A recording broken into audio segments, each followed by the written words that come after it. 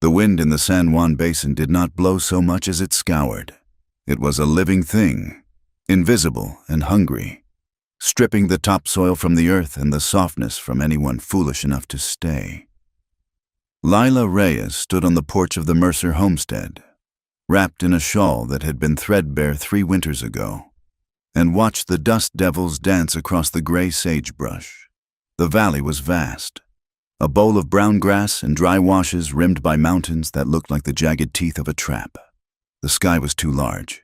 It pressed down on a person, making them feel small and easily broken. Lila tightened her grip on her small canvas bag. She had walked 12 miles from the stage stop in Aztec, and her boots were thin-soled, letting her feel every stone on the road. She was 24 years old, but her eyes held the weary caution of a woman twice that age. She had come here because she had heard Silas Mercer needed a cook and a hand who could stitch canvas and leather, and because the last town had grown too small for a woman of her mixed blood to live in without fear. The door to the main house opened. It was a heavy slab of oak, reinforced with iron straps. The man who stepped out was tall, built like the twisted juniper trees that clung to the ridge lines, weathered, silent, and hard. Silas Mercer did not look at her face first. He looked at her hands. "You are the one who sent word," he said. It was not a question. His voice sounded like gravel grinding under a wagon wheel. "I am," Lila said. She held her chin up. It was a habit she had forced herself to learn.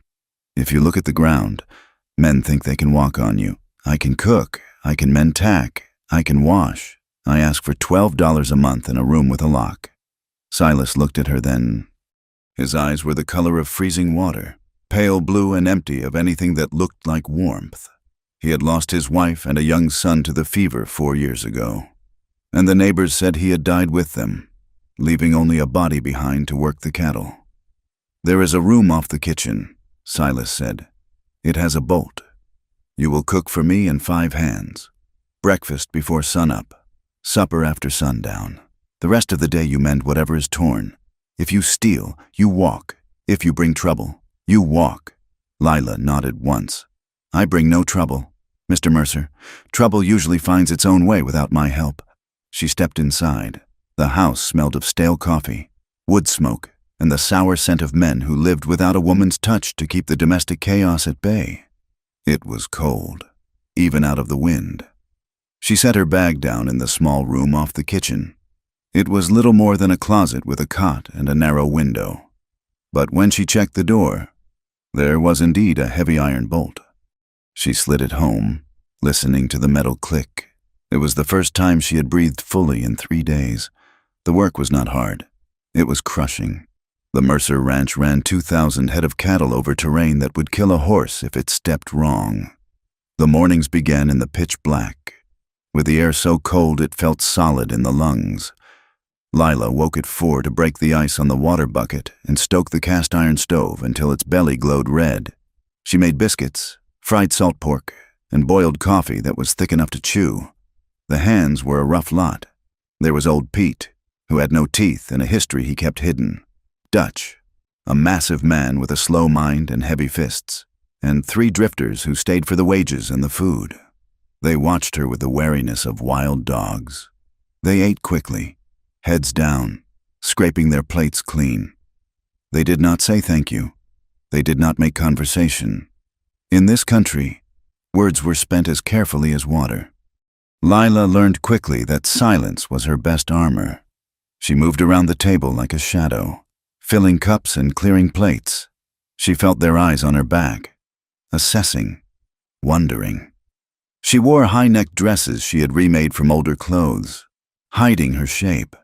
But she could not hide the dark warmth of her skin or the thick braid of black hair that marked her as different. Silas Mercer was a ghost in his own house. He ate standing up near the stove, his hat pulled low. He gave orders in short bursts. Move the herd to the south pasture, fix the fence at the creek, shoot the lame calf. He never spoke to Lila unless he had to. Yet, he watched.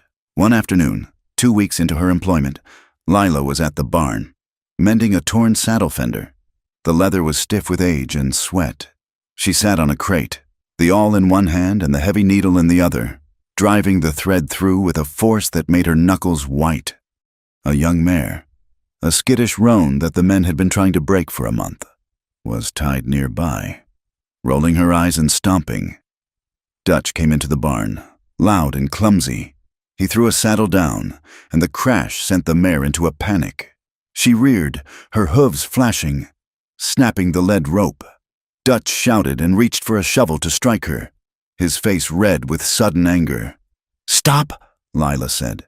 Her voice was not loud, but it cut through the dusty air like a whip crack. She dropped the leather and walked toward the mare. She did not run. She did not raise her hands. She moved with a fluid, predatory grace, making a low humming sound in her throat. Dutch froze, the shovel half raised.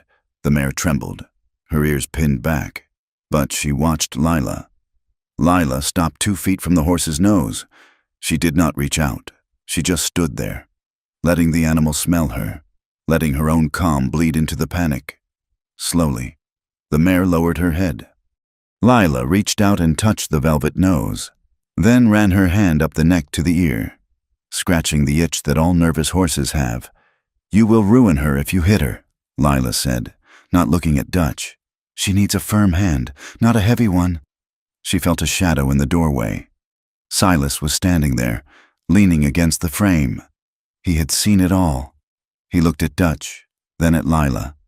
"Get back to work." "Dutch," Silas said. Dutch dropped the shovel and grumbled, "Moving away." Silas walked over to where Lila stood by the horse. He looked at the mended saddle she had left on the crate, then at the way her hand rested on the mare's neck. "You have hands for horses," he said. "My father raised mustangs in the basin before the army came." Lila said, "I learned before I could walk." Silas nodded. It was a small movement. "Fix the cinch on the gray gelding when you are done with that fender." He turned and walked away. It was not praise, but it was an acknowledgement. In the weeks that followed, the dynamic shifted. The men stopped spitting on the floor when she walked in. They started leaving their muddy boots by the door.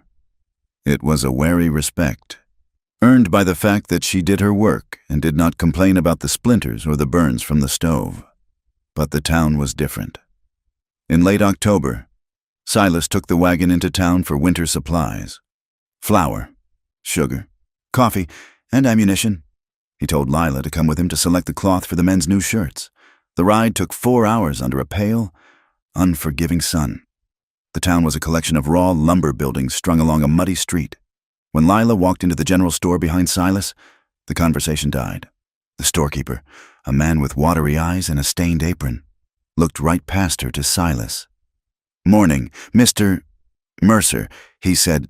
"Help you?" Silas handed him a list.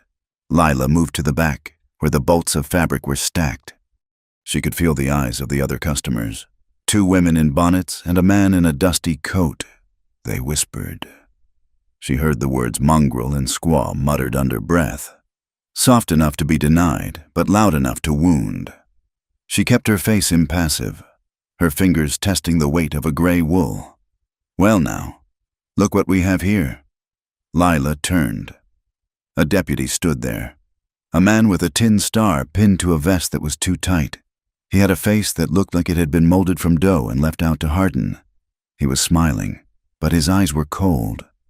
"You are the stray Silas picked up," the deputy said. He stepped closer, invading her space. He smelled of whiskey and old sweat. "We do not see many of your kind working inside a white man's house. Usually, you're out in the stables." Lila did not step back. To step back was to invite the chase. "I'm selecting cloth for the ranch," she said. The deputy reached out and fingered the sleeve of her dress. "It is a waste of good wool on a savage," he said. Lila slapped his hand away.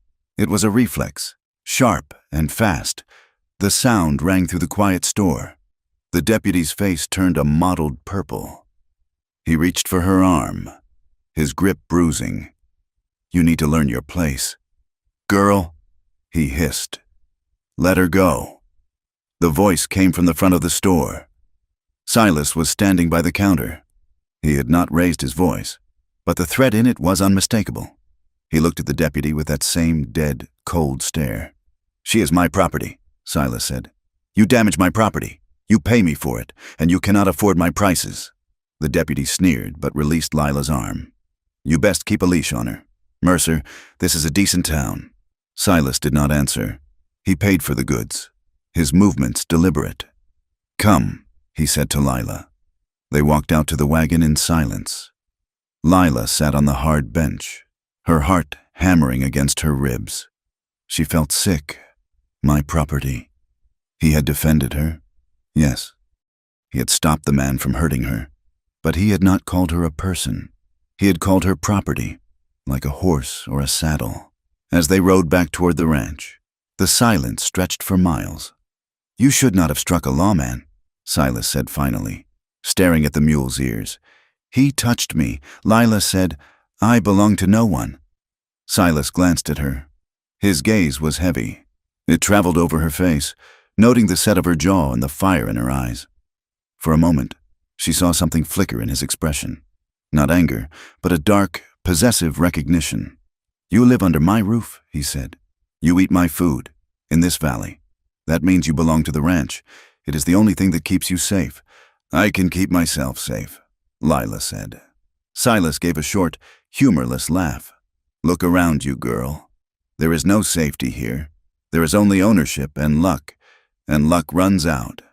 The tension between them tightened after that day. It was not a romantic tension, not in the way the dime novels described. It was the tension of two predators sharing a cage. Silas watched her more. He watched her knead the dough for the bread, his eyes following the movement of her arms.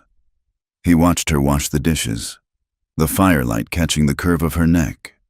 One evening, Lila cut her thumb paring potatoes.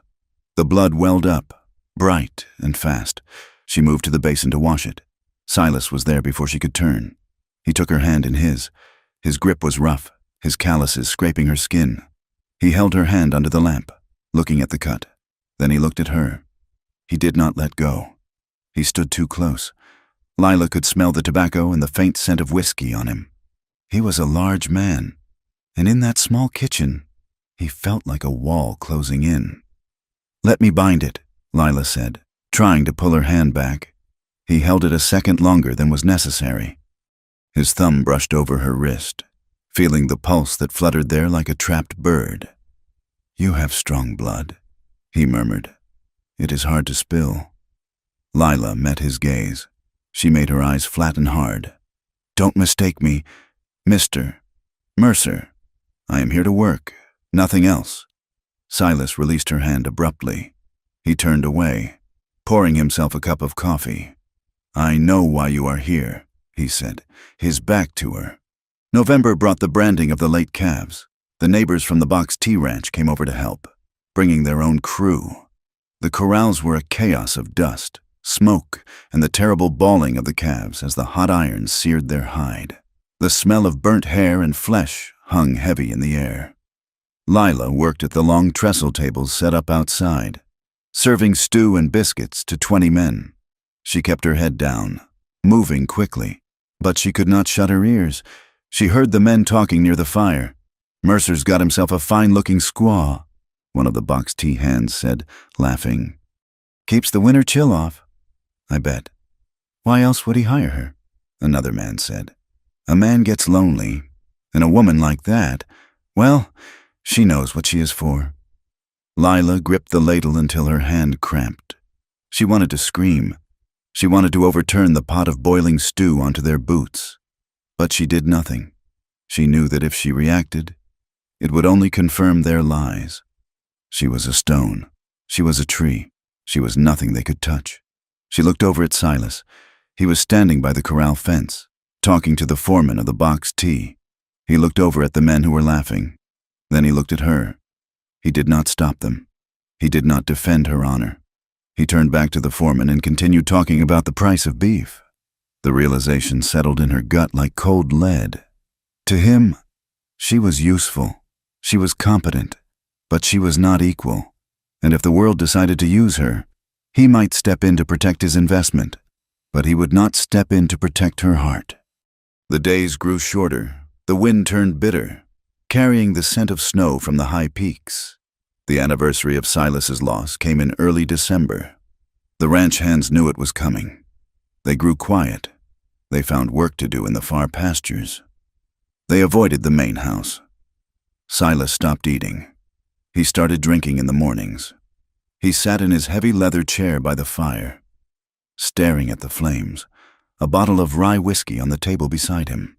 The house felt pressurized, as if the air itself was waiting to explode. Lila kept to the kitchen. She cooked meals that went uneaten. She kept the fire going. She locked her door every night and pushed a heavy chest against it, just in case. It was a Tuesday night when the wind rose to a howl, rattling the window panes in their frames. The house was dark, save for the flicker of the fire in the main room. Lila woke to the sound of crashing glass. She lay in her bed, her heart pounding. Silence followed. Then a groan. She knew she should stay in her room. She knew the safe thing was to pull the quilt over her head and wait for morning. But the silence stretched out, heavy and wrong. If he was hurt, if he had fallen into the fire, she needed the wages. She needed this roof. Lila got up. She pulled her shawl over her nightdress and took her small knife from under the pillow, slipping it into her pocket. She slid the bolt back quietly and stepped into the kitchen. The door to the main room was open. Silas was there. He had not fallen into the fire. He had thrown his glass against the stone hearth. He was standing in the center of the room, swaying slightly. The firelight cast long, twisted shadows across his face. He looked wrecked. His eyes were red-rimmed, his shirt unbuttoned, his hair wild. "Lila," he said. His voice was a slur, thick with drink and grief. "Go back to bed." "Silas," she said. She used his given name for the first time. It was a command, not a request. "You are drunk." "I am not drunk enough," he said. He took a step toward her. "The house is so quiet. Why is it so quiet?" "Because everyone is sleeping," she said. "As you should be." He looked at her, really looked at her, with a hunger that had nothing to do with food. It was a hunger for connection, for oblivion, for something warm to hold back the cold dark that was eating him alive. But mixed with the grief was that same look he had given the deputy, the look of a man who believes he owns the world around him. "You are here," he mumbled. "You are always here." He moved faster than a drunk man should. He closed the distance between them.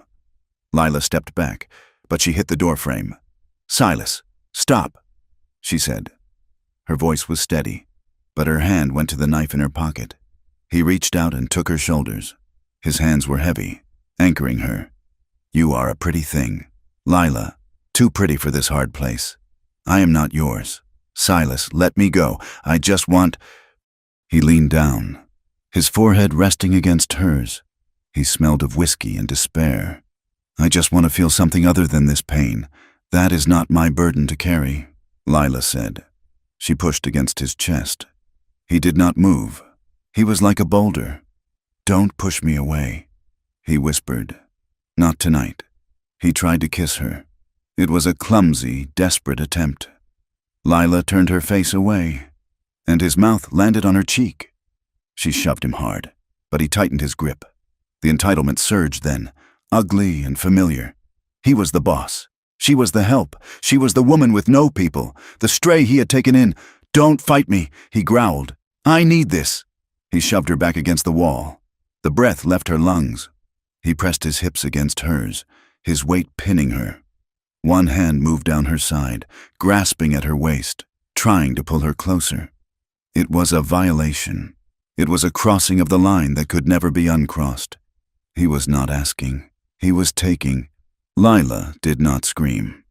She did not beg. The fury rose in her like a white-hot flame. It was the fury of every woman who had ever been told she was property. She pulled the knife. She did not stab him. She brought the handle down, hard, cracking it against his temple. Silas grunted and stumbled back, stunned. His grip loosened. Lila did not wait. She brought her knee up, driving it into his groin with all the strength of her work-hardened body. Silas doubled over, gasping, dropping to his knees. Lila stood over him, her chest heaving, the knife now blade forward in her hand. Her eyes were burning holes in the dark. "You do not take," she hissed. "You do not take what is not given." Silas looked up at her through the haze of pain and alcohol. He looked shocked. He looked like a man waking up from a dream to find his hands covered in blood. "Lila." "Wait," he wheezed. But Lila was already moving. She did not go to her room to pack. There was no time. She grabbed her heavy coat from the hook by the door. She grabbed a loaf of bread from the kitchen table. She opened the back door and the wind hit her, screaming like a banshee. It was freezing. The darkness was absolute. "Lila, don't!" Silas yelled from the floor, struggling to rise. "You will die out there. Better to die out there than live in here with you," she shouted back. She stepped out into the night. The cold was a physical blow. The wind tore at her shawl. She did not look back. She ran toward the dry wash, stumbling over the frozen sagebrush, her breath tearing at her throat. She ran until her lungs burned and her legs shook. She ran until the lights of the ranch house were swallowed by the dark. Inside the house, Silas Mercer pulled himself up using the table. He touched his temple where she had struck him. His fingers came away with a smear of blood. The house was silent again. The wind battered the walls. He stood there, swaying, the whiskey turning to ash in his mouth. He looked at his empty hands. He looked at the open door where the cold was pouring in. "God damn you," he whispered. But he was not cursing her. He was cursing himself. He had broken the only thing in the house that was whole. He had become the thing he hated. And now, somewhere out in the killing dark, Lila Reyes was running for her life. And it was his fault. The night did not want Lila Reyes to live. The wind that tore down the San Juan Basin was not merely moving air. It was a physical weight, a hammer made of ice and grit that pounded against the earth. Lila stumbled into the blackness, her boots sliding on loose shale, her breath freezing in her throat before she could even cough it out. She had no lantern. She had no horse. She had only the heavy wool coat she had snatched from the hook and the small paring knife pressed against her thigh inside her pocket. She ran until the lights of the Mercer Ranch were gone, swallowed by the rolling terrain. Then she walked until her legs felt like wood, numb and heavy. The sagebrush was cruel in the dark. Thorns tore at the hem of her dress and scratched deep lines into her ankles. Twice she fell, the hard ground knocking the wind out of her, scraping the skin from her palms. Each time, she lay there for a moment, listening to the coyotes yipping in the distance, sounding like laughing ghosts. It would be easy to stay down. It would be easy to let the cold sleep take her, but the fury in her belly was hotter than the frost. She pushed herself up. "I will not die for him," she whispered to the wind. "I will not die because a man could not master himself." She found a dry wash, an arroyo cut deep into the clay by summer floods. It offered a meager shelter from the biting wind. Lila huddled against the bank, pulling her knees to her chest, wrapping the coat tight. She did not sleep. She watched the stars wheel overhead, cold and indifferent. She listened to the skitter of lizards and the distant hoot of an owl. She thought of Silas Mercer's face in the firelight, the hunger, the entitlement, the shock when she had struck him. She touched the pocket where the knife lay. She would use it again if she had to. Dawn broke gray and bleak, bleeding light over a landscape that looked like a bruise. Lila stood up. Her joints were stiff, her body aching as if she had been beaten. She ate half of the bread she had taken, the crust dry and hard, and began to walk toward the settlement of Aztec. It was 12 miles. She made it in 5 hours. Aztec was waking up when she limped onto the main street. It was not a welcoming place. It was a collection of rough buildings catering to miners, cattlemen, and drifters. Lila looked like a specter, hair wild, dress torn at the hem, eyes shadowed with exhaustion. She went to the livery stable first, hoping to find work mucking stalls, anything to earn a coin for a stage ticket north. The livery owner, a man named Josiah with a face like a dried apple, looked her up and down. He spat a stream of tobacco juice near her boot. "I know you," he said.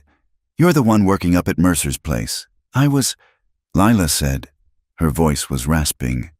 "I am looking for day work. I need fare to Durango." Josiah leaned on his pitchfork. "Mercer run you off?"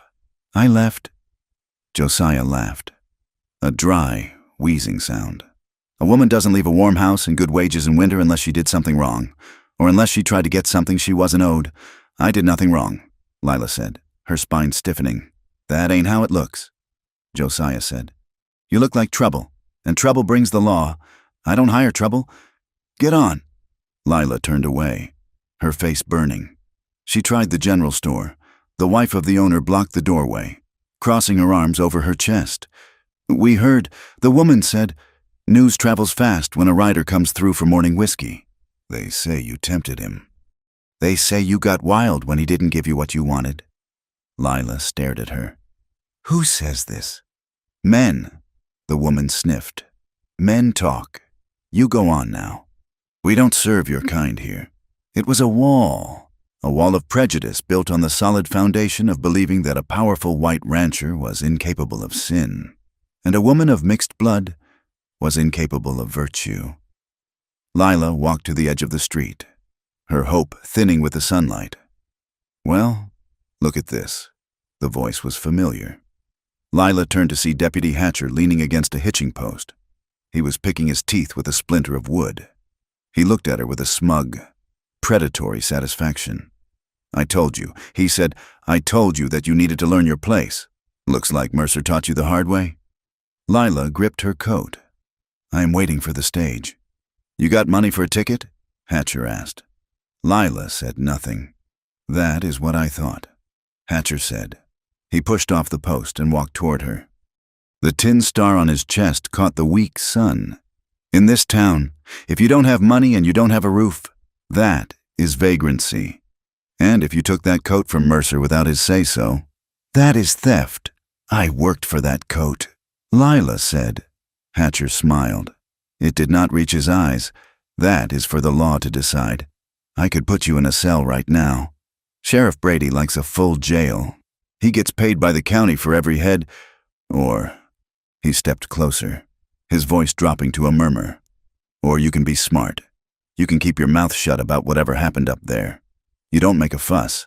You don't spread lies about a good man like Silas Mercer. You apologize to him if he comes for you, because if you don't, I will lock you up with the drunks and the rustlers. And I promise you, the nights in my jail are longer than the nights on the range. Lila looked at him. She saw the trap clearly. The law was not a shield. It was a weapon held in the hands of men who dined with Silas Mercer. I understand you, Deputy, Lila said. The words tasted like bile. Good, Hatcher said. Now, you wait here. If Mercer comes, you go with him. If he don't, well, then we talk about the vagrancy. Silas Mercer woke on the floor of his main room. The fire was dead ash. His head throbbed with a rhythm that matched his heartbeat, and his temple was tender to the touch. He sat up, and the memory of the night before hit him with the force of a physical blow. He groaned, covering his face with his hands. The smell of stale whiskey rose from his skin. He remembered the heat, the twisted logic of his grief, the feeling of entitlement that had surged through him. He remembered Lila's eyes, terrified, then furious. He remembered the knife. God help me, he whispered. He stood up, swaying. The house was silent. The door was still unlatched, swinging slightly in the draft. He walked to the kitchen. Her room was empty. The bed was made, but the pillow was dented. Her canvas bag was there. She had taken nothing but what she wore. Panic, cold and sharp, cut through the hangover. It was 20 degrees outside. The wind had been a gale. Silas did not call for the hands. He did not want them to see him like this, and he did not want them to know what he had done. He grabbed his coat, jammed his hat on his head, and went to the barn. He saddled his big bay gelding with shaking hands. He rode out, head down, scanning the ground. The wind had scrubbed much of the earth clean, but the dry wash held secrets. He found a boot print in the clay. He found where she had slid, and then, caught on a snag of mesquite, he found a strip of wool from her shawl, and on the thorns of the bush, there was blood, bright, dried red against the brown dust. Silas stared at it. His stomach turned over. He had done this. He who prided himself on his control, on his endurance. He had driven a woman out into the killing cold because he could not handle his own emptiness. He spurred the horse. He rode hard, following the tracks where he could find them, guessing the line where he couldn't. He rode toward Aztec. He found her sitting on a crate behind the livery stable, out of the wind. She was wrapped in the coat, her arms around her knees. She looked up when he rode in. Her face was gray with fatigue, but her eyes were dry. There was no fear in them anymore, only a flat, hard reckoning. Silas dismounted. He felt sick with relief that she was alive, and sick with shame at the sight of her. He stopped 10 feet away. He took his hat off, twisting the brim in his hands. "Lila," he said. She did not stand. She looked at him as if he were a stranger she had no use for. "You are alive," he said. "It was a stupid thing to say. No thanks to you," she answered. Her voice was cracked. Silas looked down at his boots. I was drunk. I was not myself." Lila stood up then. She moved slowly, her body stiff, but she stood tall. "Do not lie to me, Silas Mercer. You were exactly yourself. The drink just took away the mask. You thought because you pay me, you own me. You thought because you are sad, you have the right to take comfort where you find it. It was wrong," Silas said. The words felt inadequate. Small. "I am sorry. Sorry is a word," Lila said. "It does not put warmth back in my blood. It does not heal the cuts on my feet." Silas reached into his vest pocket. He pulled out a heavy leather pouch. It clinked with the sound of gold coins. "I will pay you," he said. "I will give you 3 months' wages. I will buy you a ticket to wherever you want to go. Denver, Santa Fe. You can start over." Lila looked at the money. Then she looked at his face. Her expression curled into scorn. "You think you can buy your conscience clean?" she asked. "You think if I take your money and leave, you can go back to being the good, suffering widower?" "I want to help you," Silas said. "You want to help yourself," she snapped. "If I leave, the story leaves with me. If I take your money, I am just a whore you paid off." She took a step toward him. "I will not be paid for my silence, Silas, and I will not be run off by a man who cannot control his hands." Silas looked at her, stunned. "What do you want, then?" Lila looked past him, toward the town where the deputy waited, where the women whispered, where the doors were closed to her. She looked back at the harsh, open country that wanted to kill her. She had no good choices. She had only survival. "I want my job," she said. "I want my wages, the ones I earn, and I want terms." "Terms?" Silas asked. "I will cook, I will mend, but I will sleep in the tack room at the barn. I will put a lock on the inside that only you have the key to. You will never step foot in that room. You will never touch me again. If you come near me with drink on your breath, I will put a knife in your ribs.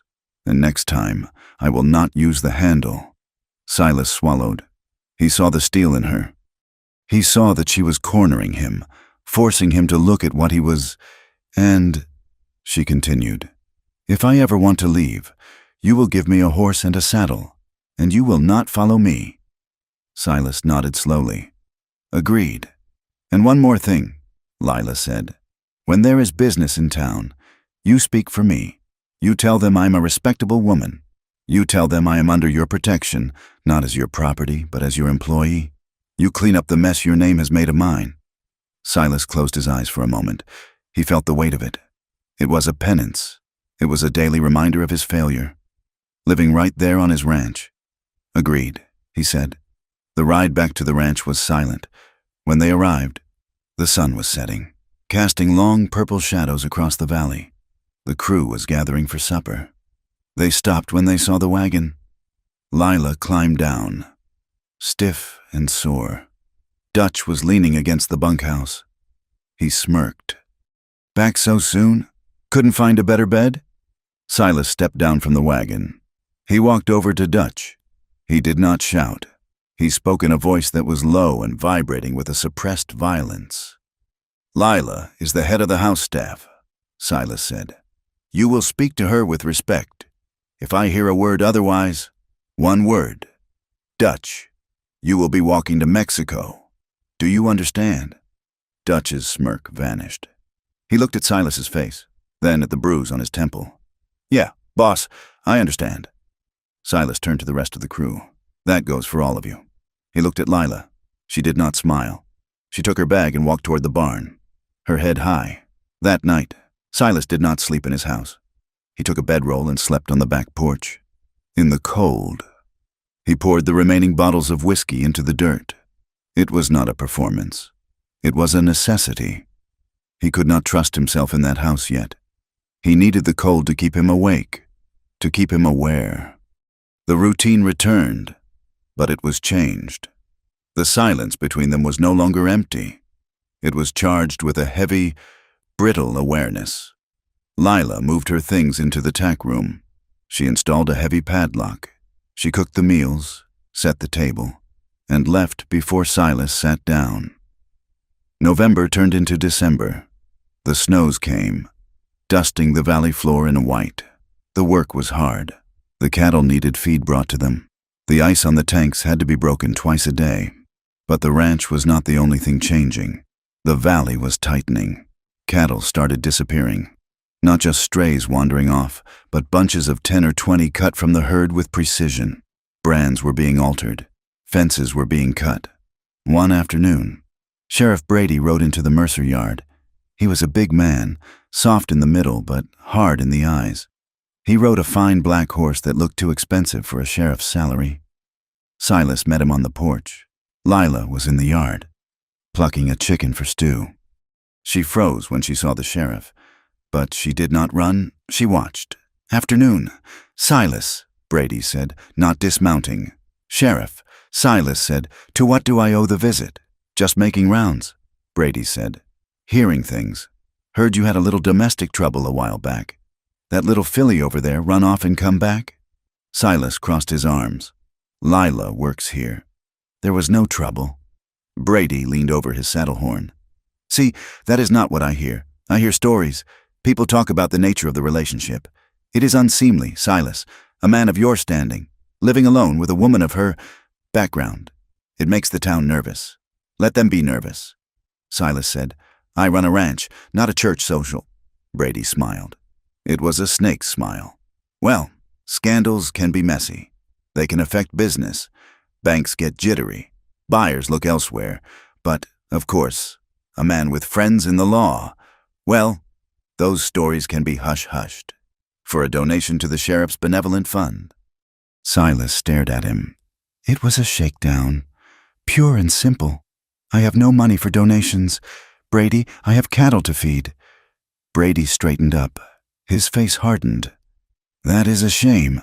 I would hate to see you have trouble with those rustlers working the basin, without the law looking out for you. A man can lose a lot." He tipped his hat to Lila. "Ma'am, be careful out here. It is a dangerous world." He rode off. Lila walked over to the porch. She looked at Silas. "He is threatening you," she said. "He is squeezing me," Silas corrected. "He wants a cut, and he is using you as the lever." Lila looked at the dust settling behind the sheriff's horse. "If we stay silent, he wins. If we hide, he wins." "What do you propose?" Silas asked. He sounded tired. Lila wiped her hands on her apron. "We write it down. Every time he comes. Every time a cow goes missing. Every time the deputy threatens someone. We keep a ledger." "A ledger?" Silas asked. "Memory fades." Lila said, "Ink does not. If he comes for us, we need proof that he is a crook, not a lawman." Silas looked at her. He saw the sharp intelligence in her eyes. She was not just surviving anymore. She was strategizing. "There is a book in the desk," he said. "Use it." 2 weeks later, the sky turned a bruised purple in the middle of the afternoon. The air grew heavy and still. A winter storm was rolling in, fast and violent. Silas was out at the North Line camp, 10 miles away. He had taken the wagon to bring salt licks to the herd there. He should have been back by noon. Lila watched the sky. The first flakes began to fall, huge and wet. Within an hour, it was a whiteout. The wind screamed, driving the snow sideways. The hands were all in the bunkhouse, playing cards, safe and warm. Lila stood on the porch, wrapped in her coat. He wasn't back. She went to the bunkhouse. Dutch opened the door. Silas isn't back, Lila said. Dutch shrugged. He's a big boy. He probably holed up at the line shack. He took the wagon, Lila said. The trail to the line shack washes out in heavy weather. If he is on the trail, he is in trouble. We ain't going out in this. Old Pete said. You can't see your hand in front of your face. Lila looked at them. Cowards, she thought. She went to the barn. She saddled the mare she had calmed months ago. She grabbed a coil of rope, a lantern, and a flask of brandy. She tied her scarf over her face. She rode out into the white hell. The tracking was impossible. She had to trust the mare and her own memory of the land. She rode for 2 hours, the cold seeping into her marrow. The world was a swirling void of white. She found him 3 miles from the ranch. The wagon had slid off the trail where the ground had given way into a ravine. It was tipped on its side. The mules were tangled in the traces, panic-stricken. Silas was pinned under the wagon seat, half buried in the snow. Silas, she screamed over the wind. He did not answer. Lila dismounted. The snow was waist-deep in the ravine. She fought her way to the wagon. Silas was unconscious, a gash on his forehead bleeding sluggishly. His leg was trapped under the heavy oak seat. Lila didn't panic. She worked. She used her knife to cut the traces, freeing the mules so they wouldn't thrash and crush him further. She took the rope and tied it to the wagon frame, then tied the other end to her mare's saddle horn. Pull, she yelled, slapping the mare's rump. The horse strained. The rope sang tight. The wagon groaned and lifted just 3 inches. It was enough. Lila grabbed Silas by the coat and dragged him backward, her boots slipping in the mud and ice. He groaned as she pulled him free. She checked him quickly. Leg broken. Likely. Head injury. Hypothermia setting in. She couldn't get him onto the horse. She couldn't walk him. She looked around. There was a small overhang of rock nearby. Shelter from the wind. She dragged him there. She gathered deadwood from a twisted juniper, stripping the bark with numb fingers. She built a fire, shielding the spark with her own body until it caught. She poured the brandy down his throat. She huddled next to him, sharing her body heat, covering them both with the horse blankets she had stripped from the mare. Silas woke an hour later. He looked at the fire, then at Lila. His teeth were chattering so hard he could barely speak. You came. You were late, she said. Her voice was flat, but her hands were tucking the blanket tighter around him. I thought I was dead. You nearly were. The wagon wheel snapped. Silas looked at her. He saw the exhaustion in her face, the ice in her eyebrows. He saw that she had risked her life for him, the man who had assaulted her, the man who had driven her away. Why? He whispered. Because I need the wages, Lila said, and because I am not a murderer. They sat in silence for a long time. The storm raged outside their small bubble of warmth. Lila, Silas said. His voice was stronger now. About that night. Don't, she said. I have to, he said. I have to say it. I was a monster. I let my grief turn into something ugly. I blamed the world for my pain, and I took it out on you. Lila stared into the fire. I am trying to change, Silas said. I am trying to be the man I was before, or a better one. Lila looked at him. The firelight softened the harsh lines of his face. He looked broken. He looked human. An apology is a start. Silas, she said quietly, it is not an ending. You don't get a medal for stopping being cruel. You just get to call yourself a man again. I know, he said. They survived the night. In the morning, the storm broke. The hands came looking when the sun rose. Shamed into action by Lila's empty room. They found them and brought them home. Silas's leg was splinted. He was confined to the house. Lila went back to her work, but something had shifted. It was not forgiveness. Forgiveness was a soft thing, and there was no softness here yet. But it was a truce. Lila sat in her tack room that night, the ledger open on her knees. She wrote down the date. She wrote down the incident with the sheriff. She wrote down the wagon accident. She looked at her reflection in the small piece of mirror she had tacked to the wall. She was tired. She was lonely. But she was here. She had not been erased. She had not been owned. She closed the book. She would stay. She would survive. And she would wait to see what kind of man Silas Mercer would actually become. The winter in the San Juan Basin did not end. It merely retreated into the mud. The snow melted into a thick, clinging gumbo that coated boots, wagon wheels, and the bellies of the horses. March arrived with a sky the color of a bruised plum and wind that smelled of wet sage and thawing earth. Lila Reyes moved through the days with a rhythm born of necessity. She woke before the sun, the air in her small tack room still holding the bite of the night. She broke the ice on the washing basin, dressed in the dark, and walked across the yard to the main house. The mud sucked at her boots with every step, a constant reminder that the land wanted to pull her down. Her hands were never idle, and they were never clean. They were red from scrubbing linens in boiling water, calloused from chopping kindling, and stained with the grease of the cook stove. But they were steady. Inside the house, the tension was a living thing. It sat at the table with them during meals. It stood in the corners of the room when the lamps were lit. Silas Mercer moved with a limp, his leg healing but stiff from the wagon accident in the storm. He was a large man, and his presence filled a room, but he had learned to make himself small when she was near. He no longer walked up behind her. He made his footsteps heavy on the floorboards so she would hear him coming. If she was in the pantry, he waited in the kitchen until she emerged. He did not speak to her unless it was about work, and when he did, he looked at her eyes, not her hands, not her neck. It was a discipline. Lila could see the effort it cost him. She saw his jaw tighten when he wanted to shout at a clumsy ranch hand, but held his tongue. She saw his hands curl into fists at his sides, then deliberately open, finger by finger. He was wrestling with something dark inside him, wrestling it down like a steer in the branding chute. Lila had her own ghosts. She slept with the lamp burning low in her tack room, the oil costing her a portion of her wages. But the darkness was too full of memories to endure. She woke often, her heart hammering against her ribs, the phantom sensation of weight pressing her into a mattress.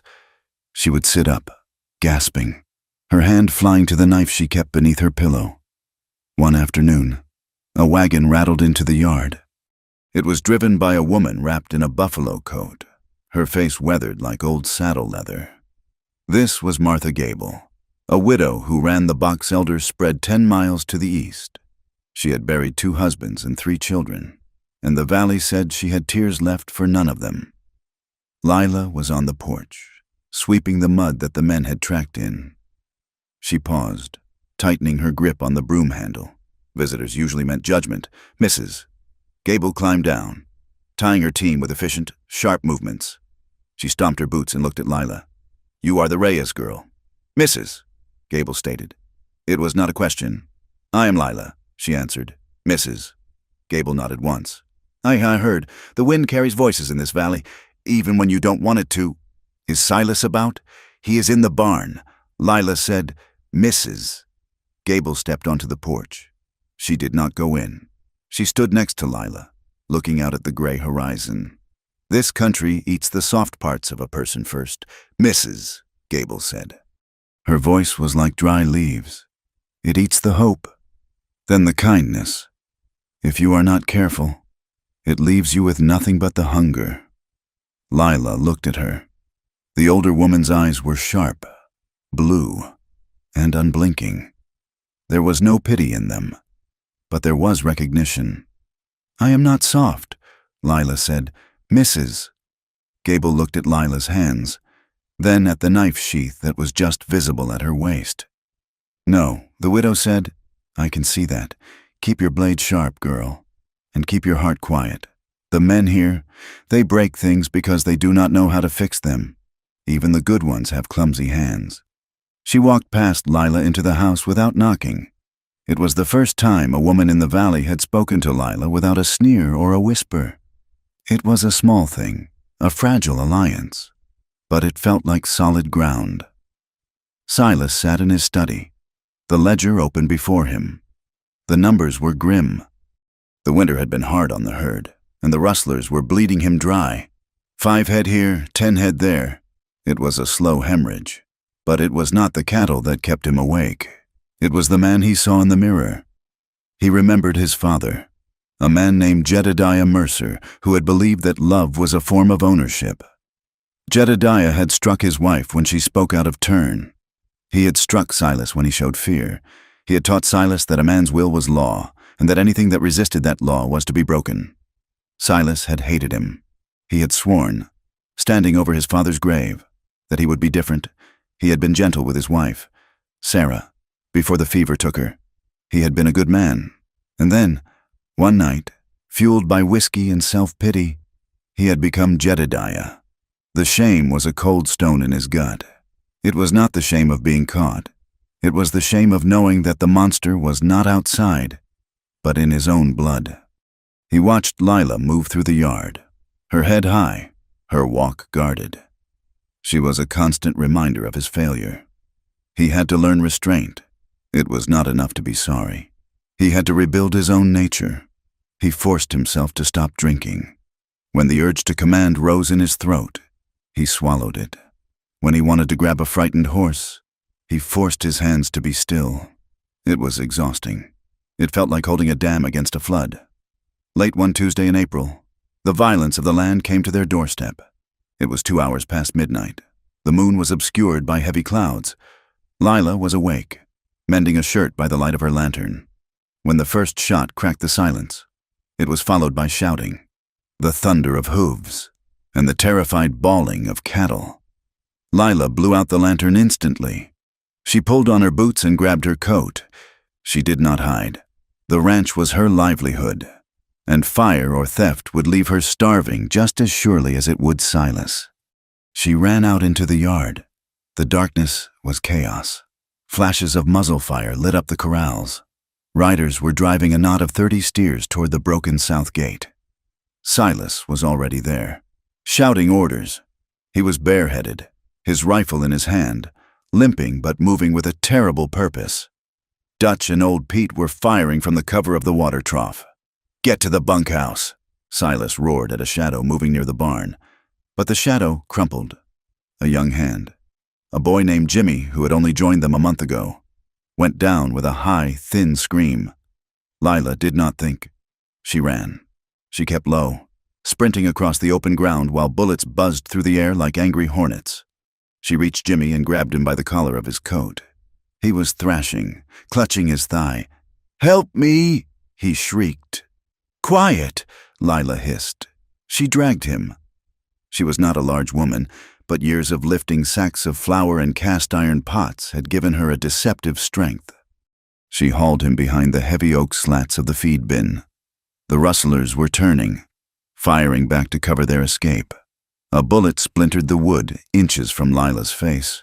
She did not flinch. She tore her petticoat, ripping the fabric with her teeth. Jimmy was bleeding dark and fast.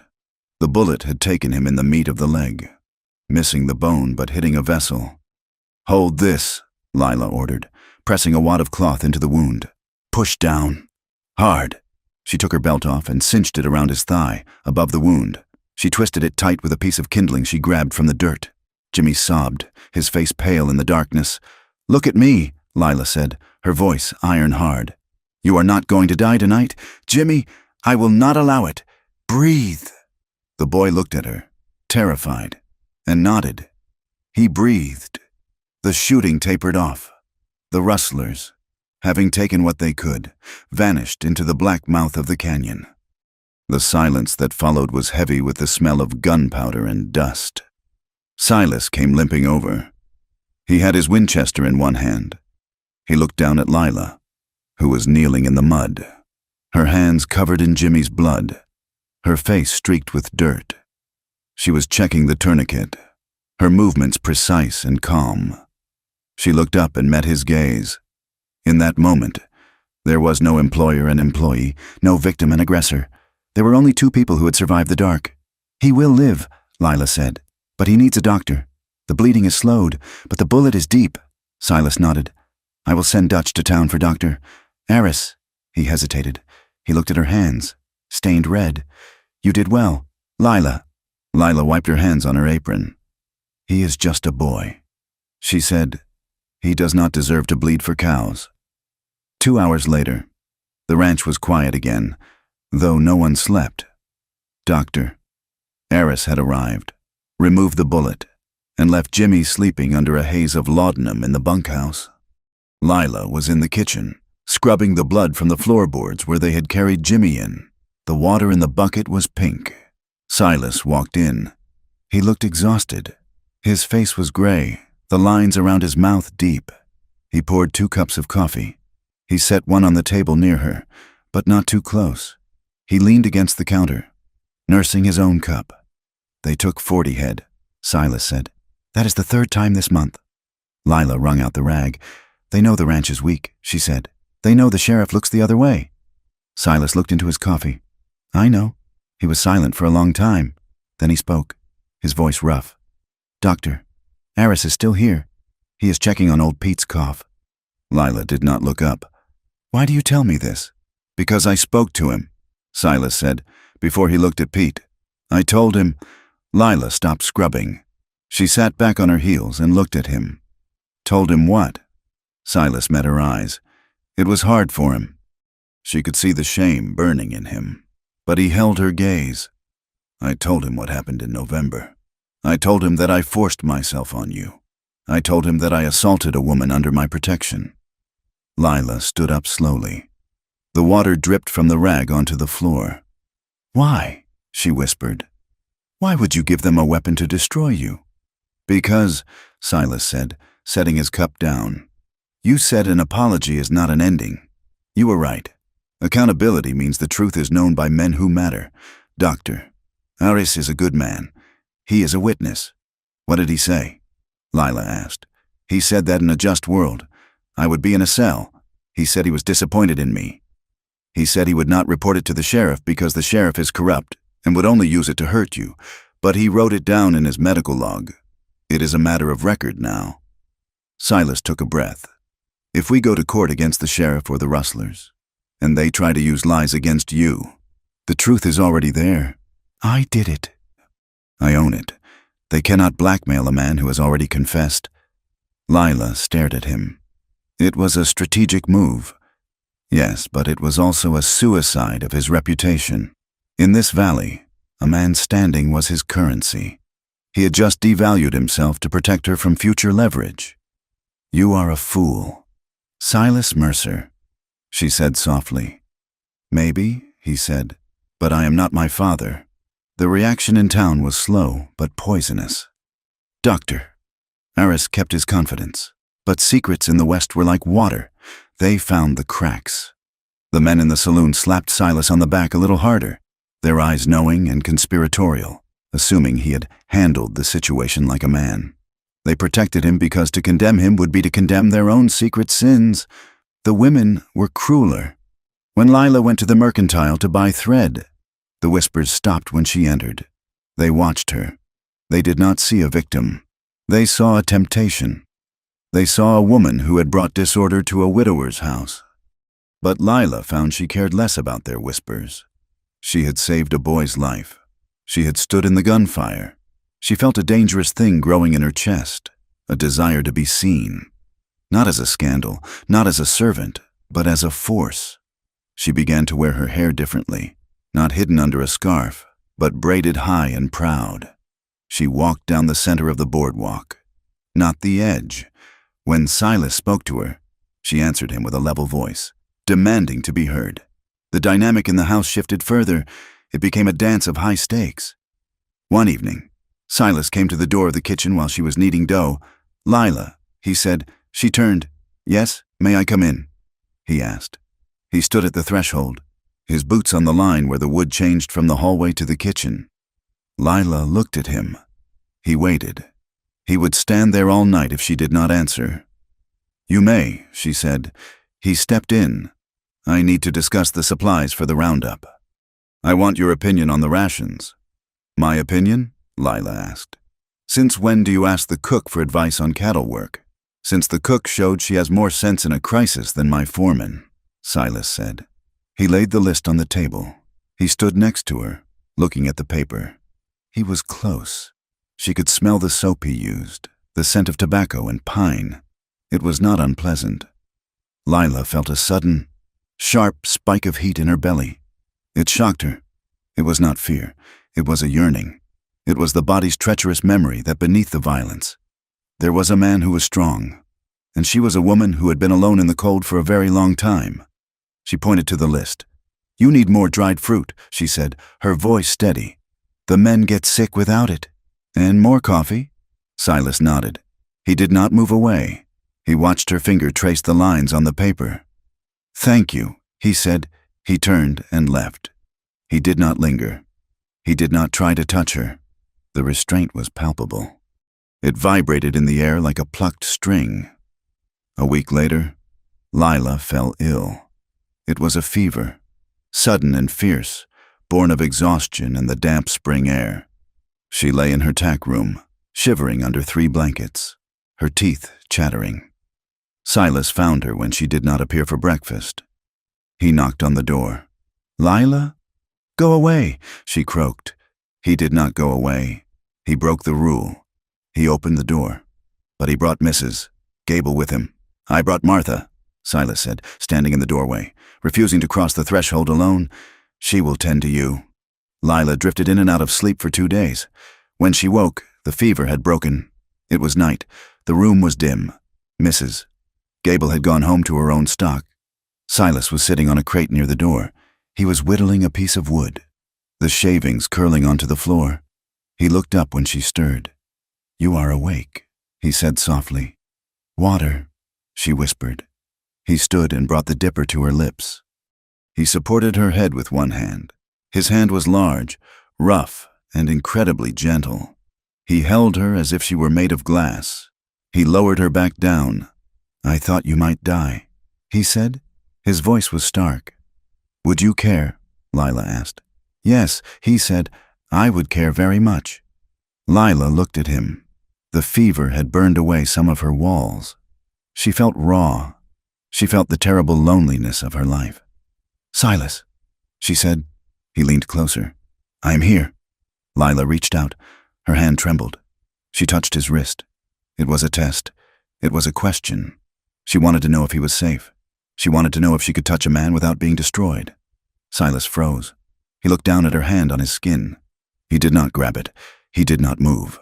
He stopped breathing. Lila let her hand slide up his forearm, feeling the muscle beneath the shirt. She rested her fingers there for a heartbeat. Then she pulled away. She retreated under the quilt. Silas let out a long, shaky breath. He put his hands on his knees. "Rest. Lila," he said. He stood up and walked out, closing the door behind him. He did not take what was offered. He did not mistake her vulnerability for an invitation. He passed the test. Spring turned to early summer. The grass grew green and thick. The cattle fattened. The rustler attack stopped for a time, as if the valley was holding its breath. The evening of the summer solstice was warm.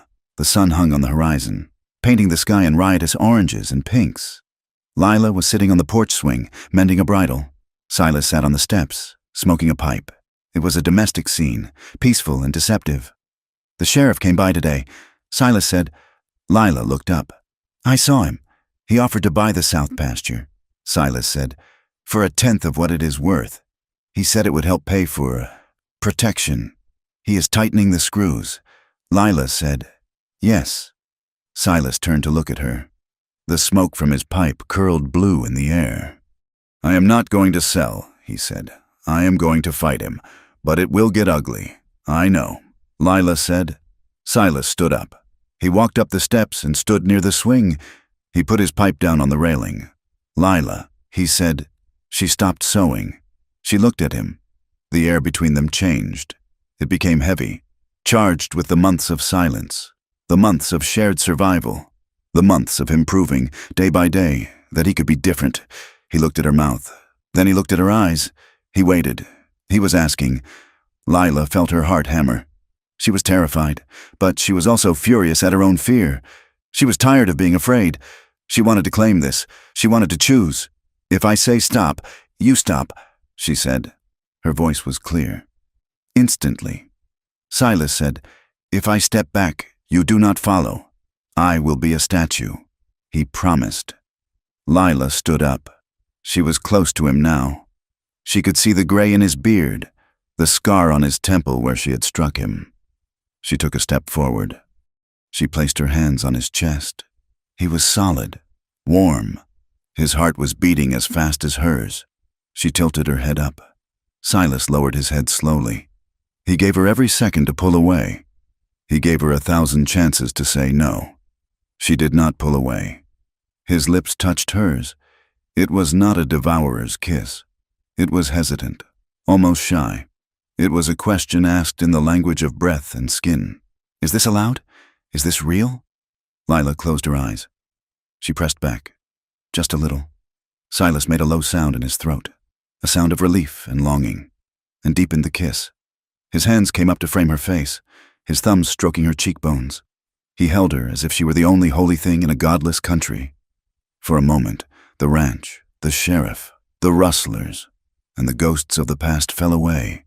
There was only the heat of him, the smell of tobacco, and the roughness of his beard against her skin. Then Lila stepped back. Silas stopped. Immediately. His hands fell to his sides. He did not chase her. He stood where he was, his chest heaving, his eyes dark and wide. "Thank you," Lila whispered. She did not say it for the kiss. She said it for the stop. Silas nodded. He looked like a man who had seen a miracle. "Good night, Lila," he said. "Good night, Silas." She walked into the house, to her room. She did not lock the door that night. She slid the bolt, but she did not feel the need to push the heavy chest against it. Outside, Silas sat on the steps again. He picked up his pipe, but it had gone out. He watched the stars come out over the mountains. The danger was still there. The sheriff was still coming. The rustlers were still circling. But something had changed. The rot in the center of the ranch had been cut out. Something new was growing in the scar tissue. It was fragile, green, and unlikely. But it was honest, and in the high, unforgiving country of the West, honesty was the only weapon that never ran out of ammunition. The month of July fell upon the San Juan Basin like a heavy wool blanket soaked in boiling water. The heat was not merely a temperature, it was a presence. It shimmered off the hardpan clay, distorting the horizon, and sucked the moisture from the creek beds until the earth cracked open in jagged fissures. The wind, usually a torment, died away, leaving a stillness that felt like a held breath before a scream. Lila Reyes rode into town on the buckboard wagon, sitting stiffly beside Silas. They had come for flour, coffee, and salt, the necessities that the ranch could not produce. Silas held the reins, his eyes scanning the road ahead. He wore his revolver on his hip now, openly displayed. The truce with the valley was fraying, the silence stretching thin. When they pulled up to the Mercantile, the street was quiet. Men sat on the boardwalks, whittling or smoking, but their hands stilled when they saw Lila. The eyes that followed her were not just wary anymore. They were hard, shiny with a malice that had been baking in the heat. "You stay here," Silas said, setting the brake. "I will load the sacks." "No," Lila said. She smoothed her skirt. "I am not a fugitive. I will select the coffee myself." Silas looked at her, seeing the stubborn set of her jaw. He nodded once. "As you wish." They entered the store. The air inside was stifling, smelling of dry grain and vinegar. Mr. Henderson, the proprietor, was behind the counter, weighing nails for a farmer.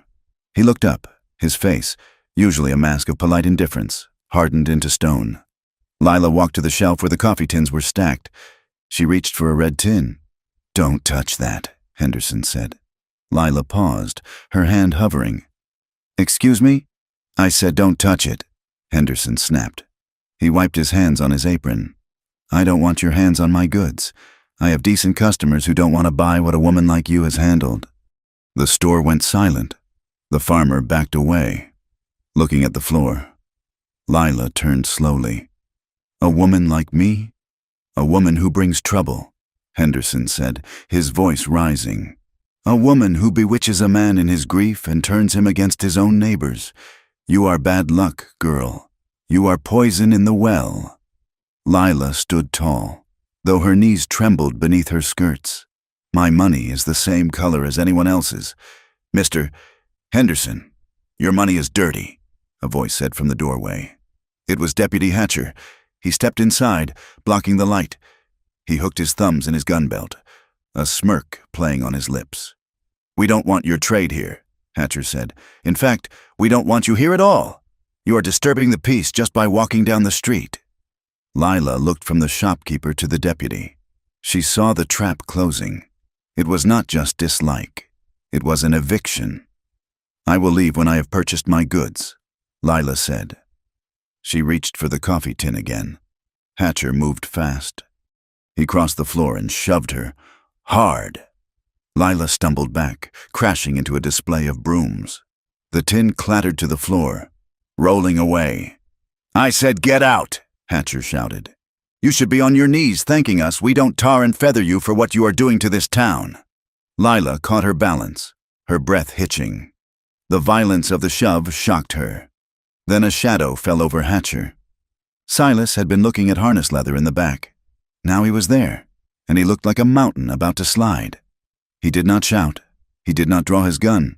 He simply stepped between Lila and the deputy, his chest inches from Hatcher's face. "Touch her again," Silas said, his voice a low rumble. "And you will not have hands to touch anything ever again." Hatcher stepped back, his hand twitching near his holster. "You are threatening an officer of the law." "Mercer, I am threatening a bully," Silas said. He turned to Henderson, who was cowering behind his counter. "So her money is dirty?" Silas asked. Henderson swallowed. "Now, Silas, you know how people talk. I have a business to run. I can't have her." "Fine," Silas said. He reached into his pocket and pulled out a handful of silver dollars, the payment for the month's large order of grain and tools. He looked at the coins. Then he threw them on the floor. They scattered, rolling into the dust and the cracks in the floorboards. "If she cannot buy here, neither can I," Silas said, "and neither will anyone who works for me. You just lost the Mercer account, Henderson, permanently." Silas took Lila's arm. His grip was firm but protective. "Come." They walked out into the blinding sun. The men on the boardwalk stood up as they passed. "You are making a mistake. Silas!" Hatcher yelled after them. "You are choosing a whore over your own people." Silas stopped. He turned slowly. "She is not a whore," he said, his voice carrying down the street. "She is a woman of worth. And if this is what my people are, then I am glad to be a stranger." He helped Lila into the wagon and snapped the reins. They drove out of town, leaving a cloud of dust and a silence that felt like the precursor to war. The ride back was long. The heat pressed down on them. Lila looked at her hands, folded in her lap. They were shaking. "You should not have done that," she said quietly. "You need the supplies. You need the town. I need my soul more," Silas said, staring at the mule's ears. "They will destroy you for this," Lila said. "They will cut you off. They will whisper until the bank calls your loans." "Let them," Silas said. "A man who stands with jackals just to eat their scraps is no man at all." They turned up the long road to the ranch house. The sun was setting, casting long, bloody streaks across the sky. The air smelled of smoke, not wood smoke, but something sharper. "Something is wrong," Silas said, straightening. The gate to the home pasture was open. The milk cow was wandering on the road. The silence of the ranch was absolute. There was no sound of the dinner bell, no clatter of the cook stove. Silas whipped the mules into a run. They clattered into the yard. The bunkhouse door was swinging in the wind. The water trough had been overturned. The ground turned to mud. Dutch came stumbling out of the barn. He was holding his arm, blood seeping through his fingers. "Boss," he croaked. Silas leaped from the wagon, forgetting his bad leg. "Dutch, what happened? They came about an hour ago." Dutch gasped. "5 of them, masked, said they were looking for rustled beef. They tore the place apart." "Where is Jimmy?" Lila asked, her heart stopping. Dutch looked at the ground. He pointed toward the corral. Lila ran. She did not feel her feet touch the ground. She ran to the corral fence where the horses were milling nervously. Jimmy was there, the boy she had saved from the bullet, the boy who had just started to walk without a crutch. He was lying in the dust, his arms spread wide. A single bullet hole was in the center of his chest. Pinned to his shirt with a knife was a piece of paper. Lila fell to her knees. She did not scream. The sound that came from her throat was a low, keening wail that tore at the air. Silas reached her a moment later. He saw the boy. He saw the note. He pulled the knife free and read the scrawled words. "Bad company brings bad luck." It was not a rustler's note. It was a message from the sheriff, delivered by his shadow men. Silas crumpled the paper in his fist. He looked at the dead boy, then at Lila, who was rocking back and forth, her hands covering her face. "He did nothing," Lila sobbed. "He was a child. He was innocent." Silas dropped to his knees beside her. He pulled her into his chest. She fought him for a second, hitting his shoulders, needing to hit something, but he held her tight until the fight went out of her and she collapsed against him. "I know," he whispered into her hair. "I know." That night, the ranch was a place of mourning and cold rage. They washed Jimmy's body and laid him out on the dining table, covering him with a clean sheet. The remaining hands, Dutch and old Pete, sat on the porch with shotguns across their knees, their faces grim. Silas and Lila sat in the study. A single lamp burned. A bottle of whiskey sat on the desk. "Unopened." Silas stared at it, his hands clenched. "Drink it if you need to," Lila said. Her voice was hollow. "No," Silas said. "If I drink, I will ride into town and kill Hatcher tonight, and then they will hang me, and you will be alone. I cannot afford to be drunk." He looked at her. Her eyes were dry now, dark and terrifyingly empty. "This is my fault," she said. "No," Silas said sharply. "Do not say that. It is. If I had left that first night, if I had frozen to death in the wash, Jimmy would be alive. You would still have your friends. You would be dead," Silas said. "And I would be a murderer." He stood up and paced the room. The shadows stretched and twisted. "My father," he began, his voice rasping. "Jedediah. He used to beat his dogs when they didn't come to his whistle. He beat my mother when she burned the bread. He told me that everything under his roof was his to break. He said love was just a pretty word for ownership." He stopped at the window, looking out into the black night. When I came at you in November," Silas said, turning to face her, "I felt him in me. I felt that same sickness, that belief that because I was strong and you were there, I had a right." He looked at his hands. "I have spent every day since then trying to kill him inside me. But today I saw that the whole world is full of Jedediahs. Hatcher, Brady. They think power gives them the right to take life, to take dignity." Lila looked at him. She saw the torture in his face. She stood up and walked to him. "I was 12 when my uncle traded me to a trapper for 3 horses and a rifle," she said. The words hung in the air, heavy and brutal. Silas went still. "The trapper used me for a winter," Lila said. She did not look away. She spoke the words like she was reciting a list of groceries. "He told me I was nothing but a warm place to sleep. He reduced me to meat. I ran away in the spring. When the snow melted, I have been running ever since, running from men who look at me and see a thing, not a person." She took a breath. "I stayed here, Silas, because after that first night, you stopped looking at me like meat. You looked at me like I was dangerous, like I was real." Silas looked at her with a profound sorrow. "I'm so sorry, Lila." "Do not be sorry," she said. "Be angry." The air between them crackled. It was not the anger of conflict. It was the shared heat of 2 people who had been burned by the same fire. Lila stepped closer. The grief was a cavern inside her, and she needed to feel something other than the cold. She reached out and placed a hand on his chest. "Silas," she whispered. She leaned into him. He wrapped his arms around her. "Careful, so careful." She buried her face in his neck, smelling the sweat and the dust. She wanted to be held. She wanted to be found. She lifted her face. He kissed her. It was desperate, salty with tears. For a moment, she let herself fall into it.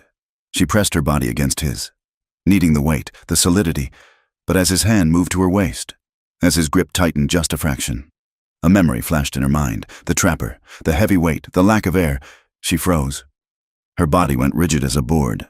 A small, sharp gasp escaped her throat. Silas stopped. He did not just pause, he arrested all motion. He pulled his mouth away. He lifted his hands from her body as if she were burning hot. He stepped back, putting 3 feet of space between them. "Lila," he said. His voice was calm, though his chest was heaving. Lila stood there, trembling, waiting for the anger, waiting for the demand. "Why did you start it if you won't finish it?" But Silas just stood there. He looked at her with concern, not frustration. "It is all right," he said gently. "You are safe. I am here. I am not him." Lila stared at him. The panic receded, replaced by a wave of gratitude so strong it nearly buckled her knees. He had stopped. He had respected the line without question. "Thank you," she whispered. Silas nodded. He poured a glass of water from the pitcher on the sideboard and handed it to her. His fingers brushed hers. Light and cool. "Go to sleep." "Lila," he said. "We have a war to fight tomorrow." The war arrived 2 days later in the form of Sheriff Brady. He rode into the yard with 4 men, deputies, all heavily armed. They did not dismount. They sat on their horses, a wall of badges and guns. Silas walked out onto the porch. He held his Winchester loosely in the crook of his arm. Lila stood in the doorway behind him, her hand on the frame.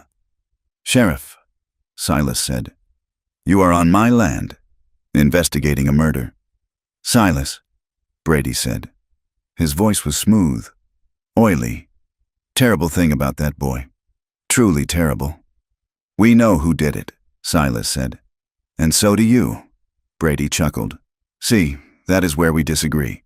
I have a witness who says they saw a woman fitting the description of your housekeeper, arguing with the boy the day before he died. A lover's quarrel, perhaps?" Lila stepped out. "That is a lie." Brady looked at her. His eyes were dead. "You are a person of interest. Miss Reyes, I think it is best if you come with us. We have a cell in the basement of the courthouse. Very private. We can get to the bottom of this." Lila felt the blood drain from her face. The basement cells were notorious. Women who went in there often did not come out. Or if they did, they were broken beyond repair. "She is not going anywhere," Silas said. He racked the lever of his rifle. The sound was loud in the quiet yard. Brady's men tensed, hands hovering over their pistols. "You going to shoot us, Sheriff?" "Silas," Brady asked. "That is hanging way. If you try to take her—" "I will empty this rifle," Silas said. "I might hang." "Brady, but you will be dead before my boots leave the ground. Are you willing to die for this?" Brady looked at Silas. He saw the cold certainty in the rancher's eyes. Silas was not bluffing. He was a man who had already lost everything that mattered to him except the woman standing behind him. Brady smiled, tight and thin. "You are making it hard on yourself. Silas, harboring a suspect, obstructing justice. I can come back with a warrant. I can come back with 20 men. Then come back," Silas said. "But right now, get off my land." Brady spat on the ground. "We will be back. And when we are, I won't be asking nicely." He turned his horse and signaled his men. They rode off, the dust settling slowly. Lila let out a breath she didn't know she was holding. Her legs felt like water. "He will come back," she said. "And he will bring an army." Silas lowered the rifle. "Yes, he will." He turned to her. "We cannot stay here and wait for them," he said. "If we stay, we die." "What do we do?" Lila asked. "We fight," Silas said, "but not with guns alone. We need something stronger than bullets." He walked into the house and went to the heavy oak desk. He pulled out a drawer and removed a thick, leather-bound book. The ledger. For months, Lila had written in it. She had recorded the threats, the stolen cattle, the dates, the times. She had recorded Silas's confession to Dr. Aris. She had recorded the note found on Jimmy's body. "This is our weapon," Silas said, "but it is useless here. We need to get this to the territorial marshal in Santa Fe. Brady owns the county, but he doesn't own the territory. Santa Fe is 200 miles, Lila said. Through the mountains, and Brady will be watching the roads, Silas said. He looked at her. We have to leave, Lila. Tonight, we pack what we can carry. We take the strongest horses. And we run. Lila looked around the room. This was his home. His father built it. His wife had died in it. He had poured his life into this soil. You are leaving everything, she said. The ranch, the cattle. If we leave, Brady will take it all. Silas looked at the walls, at the portraits of his ancestors, at the hearth where he had sat for so many lonely nights. It is just wood and stone. Lila, he said, it is just dirt. He reached out and took her hand. This time, she did not flinch. She squeezed back. You are the only thing in this valley worth saving, he said. The landscape mirrored their desperation. The drought had turned the San Juan Basin into a tinderbox. The grass was brown and brittle. The wind, which had returned with a vengeance, screamed through the canyons, kicking up dust storms that turned the day into twilight. They spent the afternoon preparing. They worked in silence, moving with the efficiency of soldiers. Dutch and old Pete were paid off with the last of the gold. You boys ride for Colorado.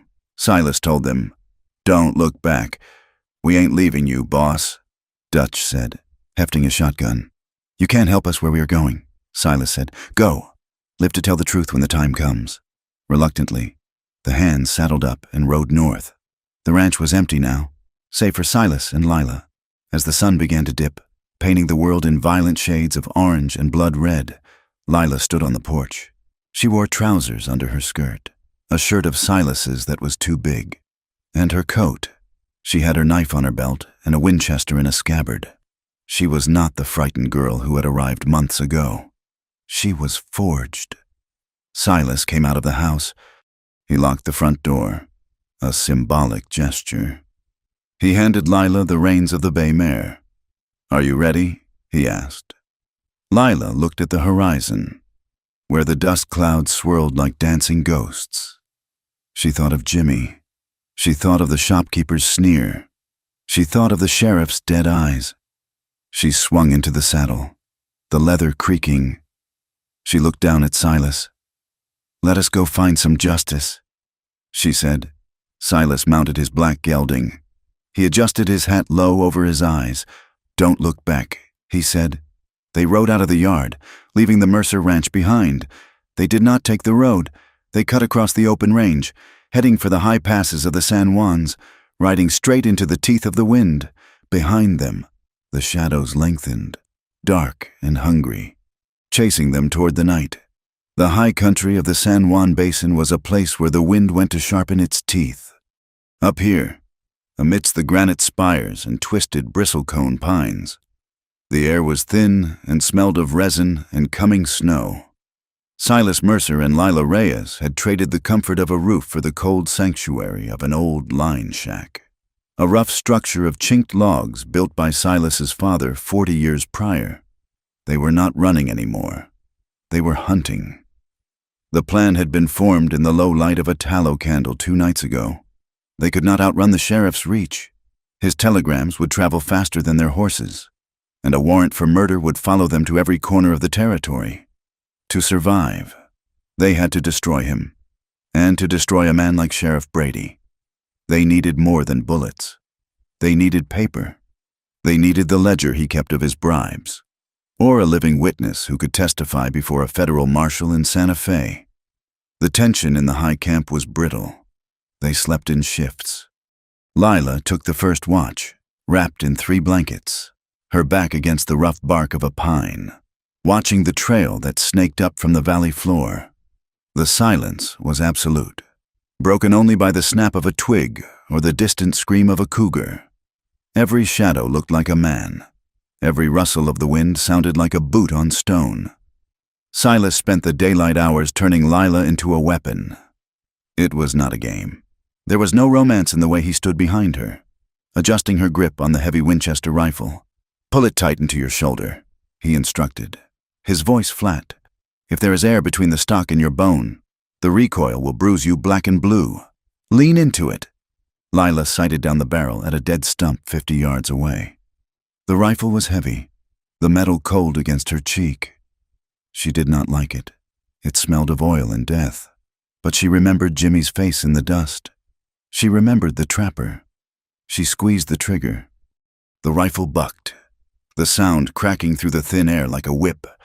Bark exploded from the stump. Again, Silas said. Don't close your eyes when you fire. You need to see where the bullet goes.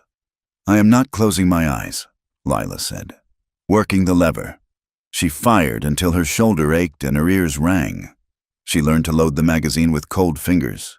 She learned to draw the heavy Colt revolver from the holster Silas had rigged for her belt. She learned to ride her mare not with the gentle grace of a pleasure rider, but with the low, driving urgency of a fugitive, leaning off the side to present a smaller target. We are baiting a trap, Silas told her on the third evening. We need to draw them out. We need one of them alive. The bait was a small herd of 20 steers Silas had driven up to the high meadow weeks ago for summer grazing. They were prime beef, fat on the mountain grass. Silas rode down to the nearest settlement, a mining camp called Silverton, and let slip to a man he knew was a gossip that he was leaving the territory and the herd was unguarded. It was a gamble. It relied on greed being stronger than caution. But betrayal has a way of finding cracks in even the best plans. They had expected the rustlers to come from the south. They had expected strangers. They did not expect the man who rode up the trail just before dusk on a Thursday, waving a white handkerchief. It was Miller, a man who had worked the Mercer spread for 5 years before drifting to the mines. Silas lowered his rifle but kept it ready. "Boss," Miller called out, his hands high, "I heard you were in trouble. I came to help. Brought some coffee and word from town." Silas watched him. Miller looked honest. He looked like the man who had once helped Silas pull a calf from a mud bog. "Step down," Silas said. "Keep your hands where I can see them." Miller dismounted. He walked toward the campfire, smiling. "I tell you, Silas, that sheriff is turning the valley upside down. But I know a trail north, through the Uncompahgre, that he doesn't watch." Lila was standing by the horses, checking the cinches. She watched Miller. She saw the way his eyes darted to the ridge line.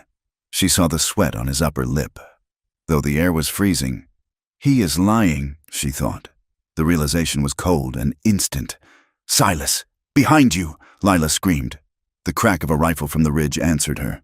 A bullet kicked up the dirt inches from Silas's boot. Miller dropped the act, diving for cover behind a log, drawing his pistol. "You should have sold out when you had the chance."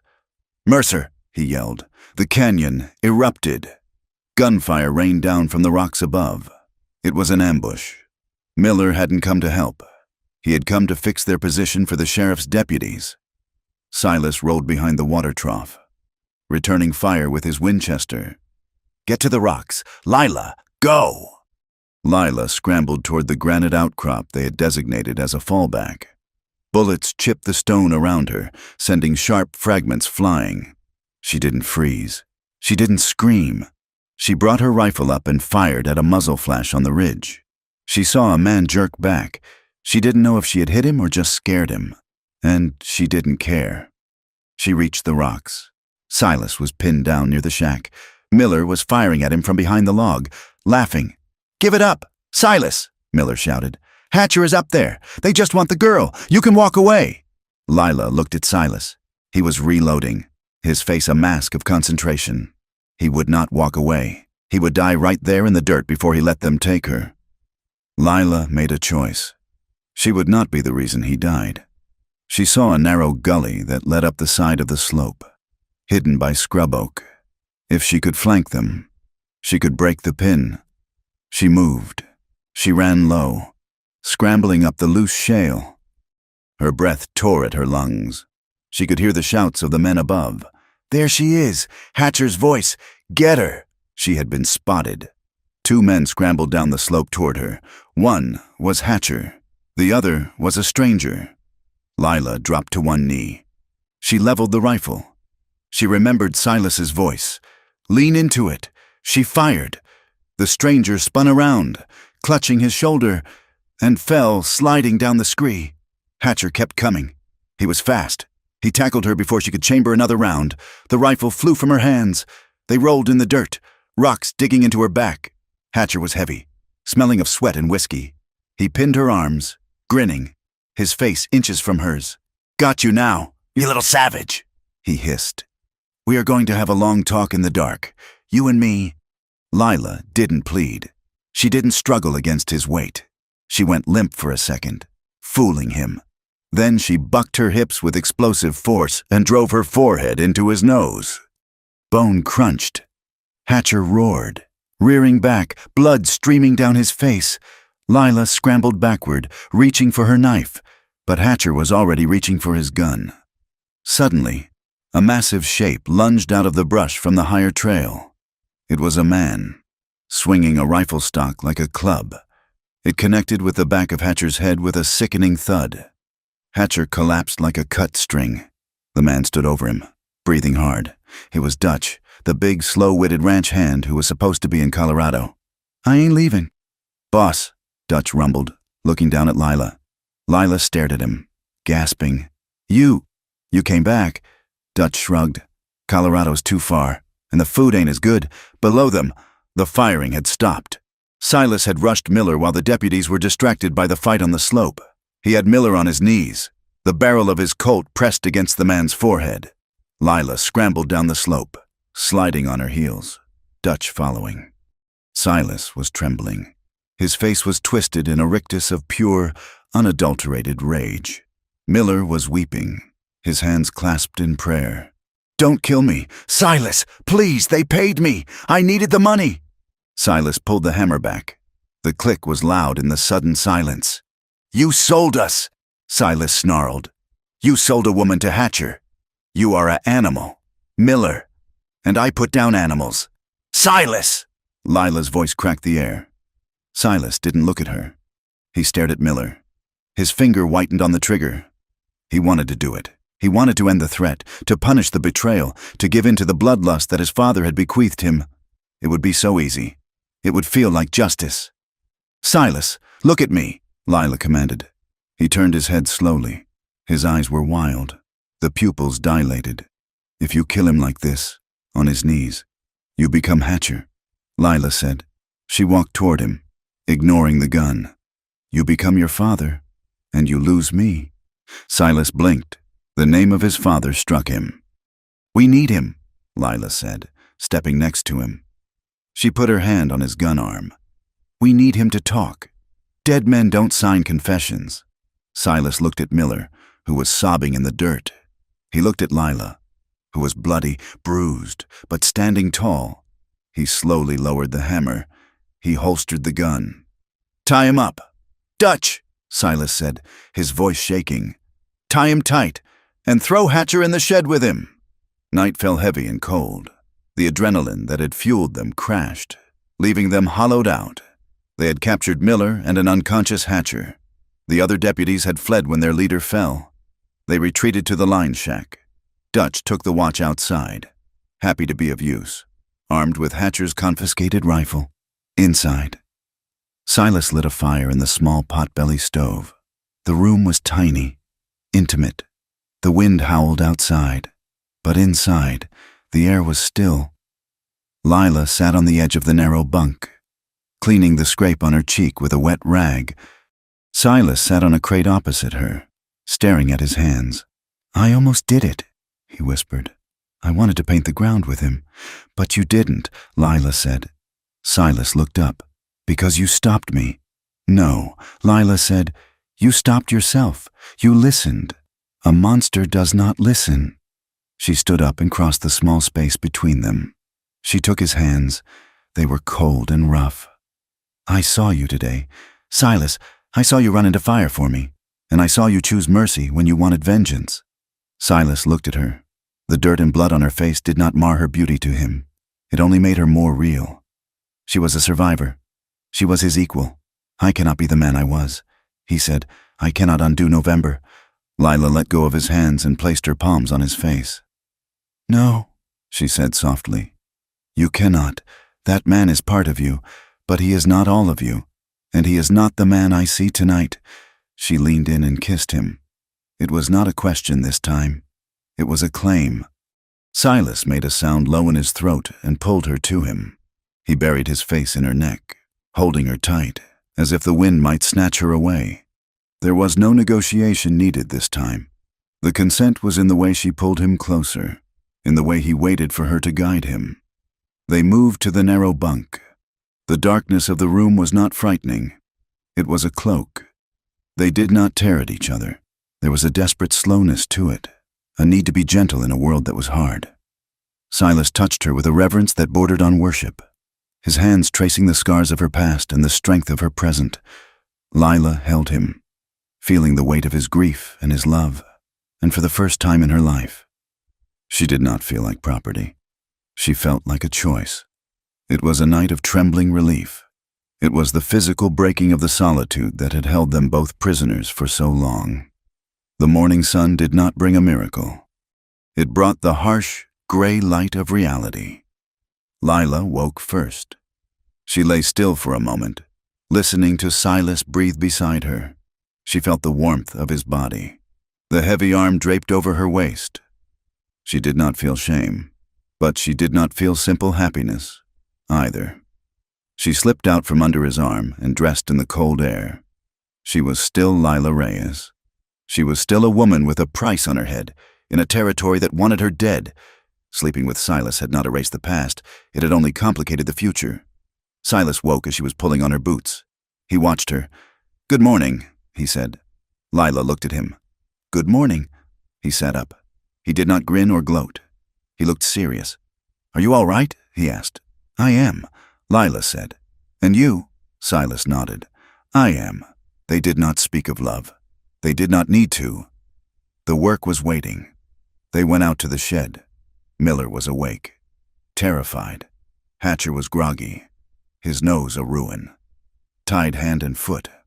Silas crouched down in front of Miller. "You are going to write something for me." "Miller," Silas said, "you are going to write down every time the sheriff took a bribe. You are going to write down who killed Jimmy, and then you are going to ride with us to Santa Fe and tell the marshal." "Why would I do that?" Miller stammered. "Because if you don't," Silas said calmly, "I will leave you here tied to this post, and the winter is coming early. And," Lila added, stepping forward, "Hatcher here will tell everyone you turned on them to save your own skin. You think the sheriff will let you live if he thinks you talked? Your only safety is a federal jail cell." Miller looked at Hatcher, who was glaring at him with one swollen eye. He looked at the bleak mountains. "Give me the paper," Miller whispered. They spent the morning recording the confession. It was damning, a ledger of stolen cattle, intimidation, and murder for hire. It was enough to hang Brady twice over. As they finished, Dutch shouted from the ridge, "Boss, you better come look at this." Silas and Lila climbed up to the vantage point.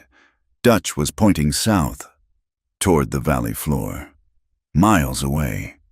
A plume of black smoke was rising into the still air. It was thick and oily. It was coming from the location of the Mercer homestead. "They burned it," Silas said. His voice was devoid of emotion. Lila watched the smoke. She thought of the tack room, the kitchen, the porch swing.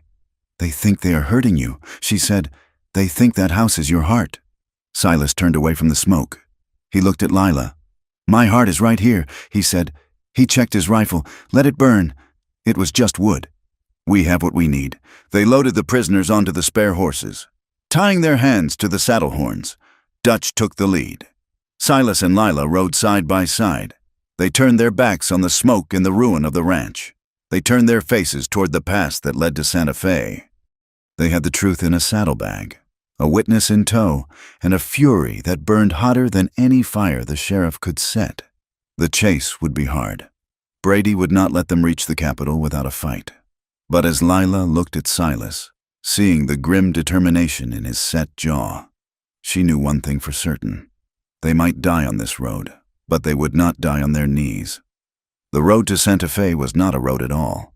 By late October, it was a wound in the earth, frozen hard by night and turned to a sucking slurry of mud by the midday sun. The San Juan Mountains did not care about justice. and they certainly did not care about urgency. They loomed over the small cavalcade, gray and indifferent, sending squalls of sleet that coated the riders in a sheen of ice. Lila Reyes rode with her scarf wrapped high around her face. Her eyes narrowed against the wind. Her mare was tired, head low, breath pluming in the thin air. Behind her, Dutch led the pack horses carrying the prisoners. Miller was weeping again, the cold having broken his spirit completely. Hatcher rode in sullen silence, his hands bound to the saddle horn, his broken nose dark and swollen. Silas rode point. He looked like a man carved from the granite of the peaks, unmoving, uncomplaining, his eyes constantly scanning the tree line. He had barely spoken in 2 days. The weight of what lay ahead was heavier than the rifle in his scabbard. He was riding toward the law to save Lila, but in doing so, he knew he would have to destroy himself. They were 10 miles from the Rio Chama Bridge, the last choke point before the road opened up toward the capital. "We rest here for an hour," Silas called back, his voice swallowed by the wind. "The horses need grain." They dismounted in a grove of aspen, the trees stripped bare, their white trunks looking like bones. Lila checked the cinches while Dutch poured oats for the animals. "You are quiet," Lila said, standing beside Silas. He was looking south, toward the gap in the hills. "Brady knows we are coming," Silas said. "He knows we have Miller. He knows the ledger is in your saddlebag. He will not let us cross the river." "Then we fight," Lila said. Silas turned to her. He took off his glove and touched her face. His hand was cold, but the touch seared her.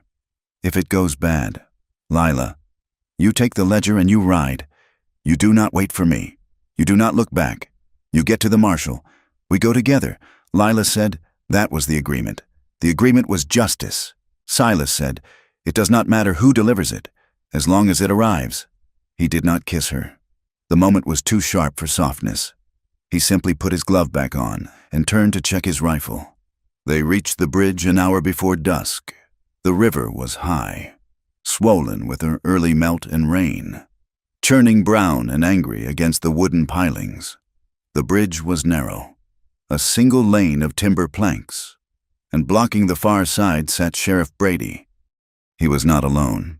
He had brought 12 men, a posse raised from the saloon and the gutter. Men who owed him money or feared his secrets. They were spread out in a skirmish line, rifles resting on saddles or rocks. Silas pulled his horse up. Dutch and Lila flanked him. "Well now," Brady shouted, his voice carrying over the roar of the water. "You look like you have had a hard ride. Silas, let us pass." "Brady," Silas yelled back. "We are going to Santa Fe." "I cannot do that," Brady said. He spurred his horse forward onto the bridge. "Just a few yards. You are harboring a fugitive. That woman is wanted for the murder of my deputy. And you, Silas, you have kidnapped 2 law-abiding citizens." He gestured to Hatcher and Miller. "Release them," Brady ordered. "And turn yourself in. We can settle this like reasonable men." Silas looked at the line of rifles. He looked at Brady, who sat confident in his corruption. Silas made a decision. It was the decision he had been wrestling with since the night he found Lila in the snow. "I will not release them," Silas shouted. "They are witnesses, and I am not a kidnapper." He spurred his horse forward, stopping 10 yards from Brady. The bridge creaked. "You want to talk about crimes? Brady?" Silas roared. "Let us talk about crimes." He stood up in his stirrups, turning so his voice reached the men behind the sheriff, the townsmen who had been told lies, the men who thought they were doing the right thing. "You told them I was protecting a temptress. You told them she lured me. You told them she is the villain." Silas took a breath. The cold air burned his lungs. "I am the villain." The declaration hung in the air. Even the river seemed to quiet. "I assaulted her." Silas screamed the truth, stripping himself naked before the world. "In November, in my own house. I crossed a line. I tried to take what was not mine. I abused my power. I am a man who lost his way." Lila watched him from her saddle, her heart hammering against her ribs. She saw the shame wash over him. But he did not buckle. He stood in it. "But this woman," Silas pointed back at Lila. She fought me. She survived me. And she did not murder your deputy. You had Jimmy killed to cover your theft. You burned my home because I have the proof of your rot." He reached into his saddlebag and pulled out the ledger. He held it high. "It is all here. Brady, every cow you stole, every bribe you took. Miller confessed to it all." At the mention of his name, Miller, terrified and sensing a chance to save his life, screamed from the back, "It is true. He made me do it. He killed Jimmy." The posse shifted, rifles lowered. Men looked at each other. They knew Silas Mercer. They knew he was a hard man, but they had never known him to be a liar. And a man does not confess to a shameful sin like assault unless he is telling the gods honest truth. Brady saw his control crumbling. He saw the doubt in his men's eyes. He saw the end of his reign. "Shut up!" Brady screamed. He drew his revolver. He did not aim at Silas. He aimed at Miller. He had to kill the witness. Gunfire erupted. It was not the glorious, slow-motion violence of a dime novel. It was sudden, loud, and ugly. Brady fired. The bullet missed Miller but struck the horse Dutch was holding. The animal screamed and reared, throwing the pack line into chaos. Lila did not hesitate. She saw Brady turning his gun toward Silas. She raised her Winchester and fired. Her shot took Brady in the shoulder, spinning him in his saddle. "Kill them!" Brady shrieked, clutching his arm. 3 of his most loyal deputies opened fire. The air filled with the buzz of lead. Splinters flew from the bridge railing.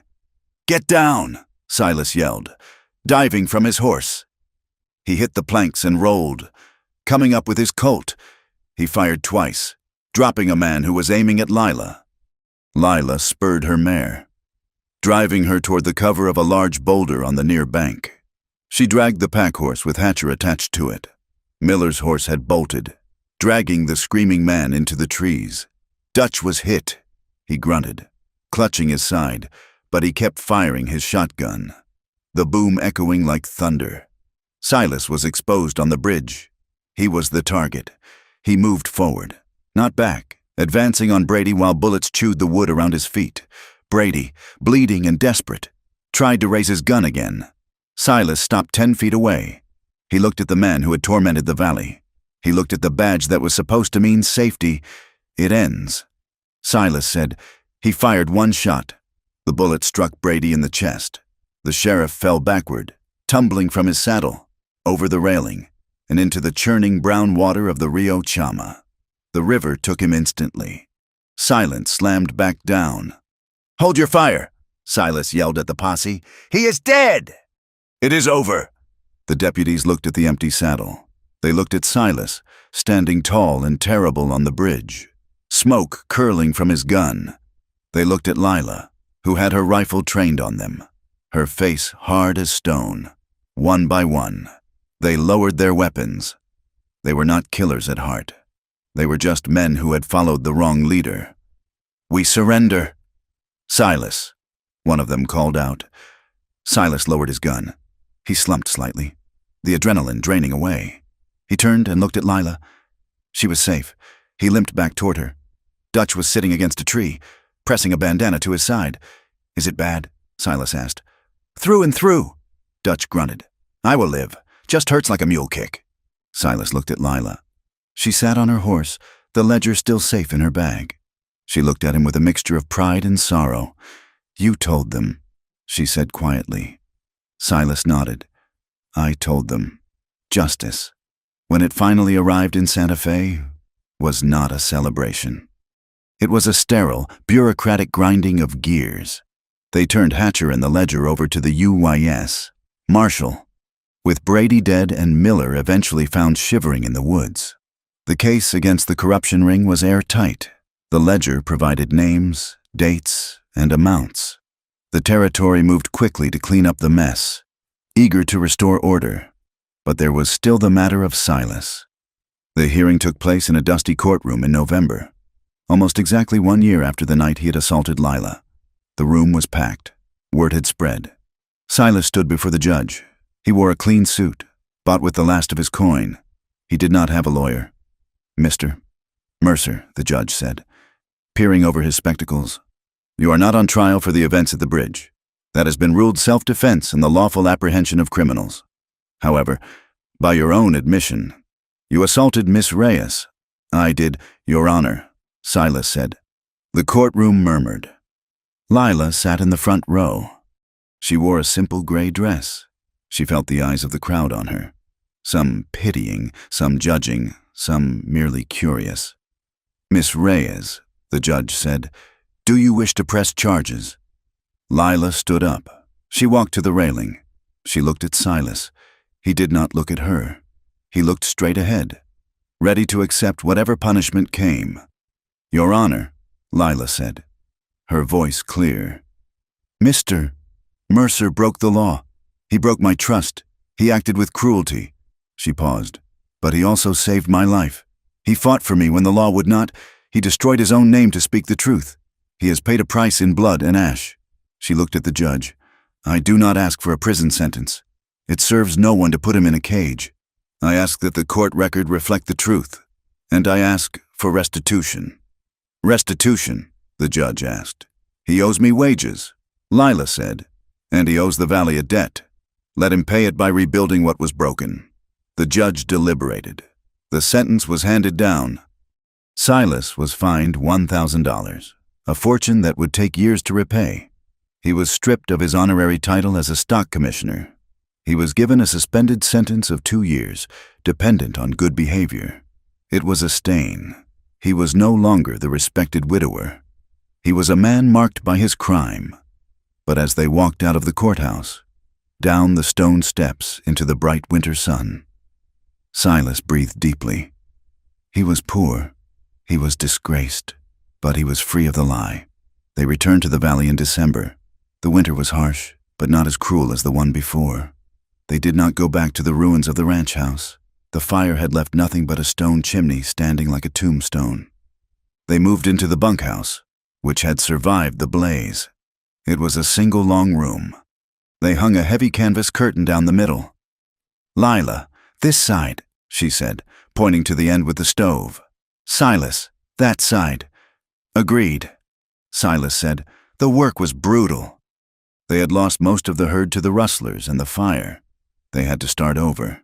They repaired fences with numb fingers. They hunted deer for meat.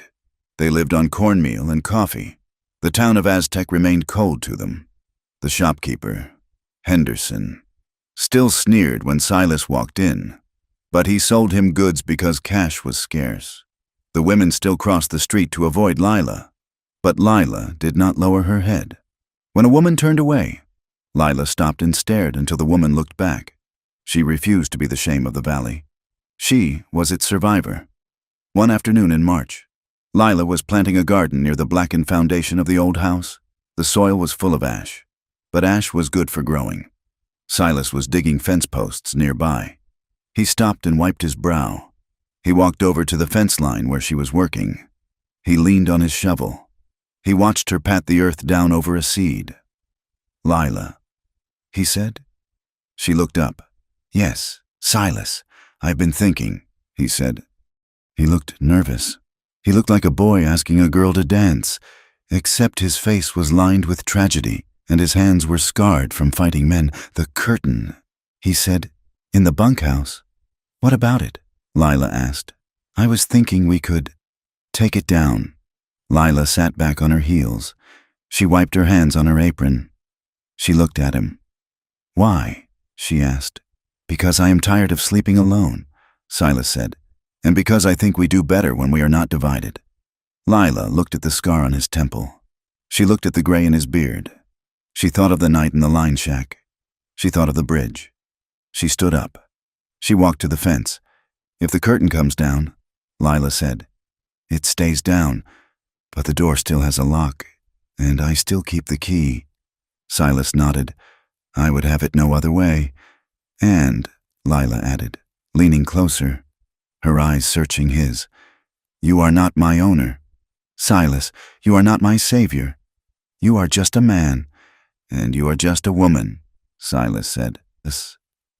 But you are the only woman I see. Lila smiled. It was a small smile, but it reached her eyes. Then take it down, she said. Spring came fully in May. The valley turned a brilliant, aching green. The scars of the fire were hidden under new grass. The cattle, what few were left, grazed near the creek. Lila stood on the porch of the bunkhouse. They had added a room, a proper kitchen. She held a cup of coffee, watching the sunrise. Silas came out behind her. He did not grab her. He placed a hand gently on her shoulder. She leaned back into him, her head resting against his chest.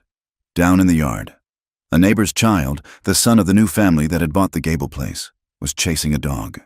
His laughter rang out, clear and bright, bouncing off the canyon walls. It was not a fairy tale. The town still whispered. The debt was still heavy. The nightmares still came sometimes. For both of them. Silas would wake up shouting, reaching for a gun that wasn't there. Lila would wake up gasping, feeling trapped. But when the nightmares came, they were no longer alone in the dark. Silas would hold her hand until her breathing slowed. Lila would stroke his hair until the tension left his body. They were not healed. They were scarred, stitched together by trauma and time. But the stitches held. Silas looked out at the land that had tried to kill them, the land that had taken his wife and son, the land that had birthed his violence and his redemption. "It is a hard country," Silas murmured. "Yes," Lila said, covering his hand with hers. "But the grass grows back." She turned in his arms and kissed him. It was a kiss of salt and earth, a kiss that tasted of survival. "Let them talk," Lila whispered against his lips. "Let them judge. We are here." And as the sun crested the peaks, flooding the San Juan Basin with light, the shadows retreated, just enough to let the living begin again. Thank you for listening to this story. It has been a journey through the high desert, through the cold of winter, and into the difficult warmth of redemption. I hope Lila and Silas's story resonated with you, not as a simple romance, but as a testament to the hard work of forgiveness and the courage it takes to break the cycles of our past. I would love to hear from you. Please comment below and tell me where you are listening from. Did the ending feel earned to you? What did you think of Silas's choice on the bridge? If you enjoyed this tale, please subscribe to From Wild West for more stories of the frontier, stories of grit, love, and the enduring human spirit. Share your thoughts in English. I read every one. Until next time, keep your fences mended and your powder dry.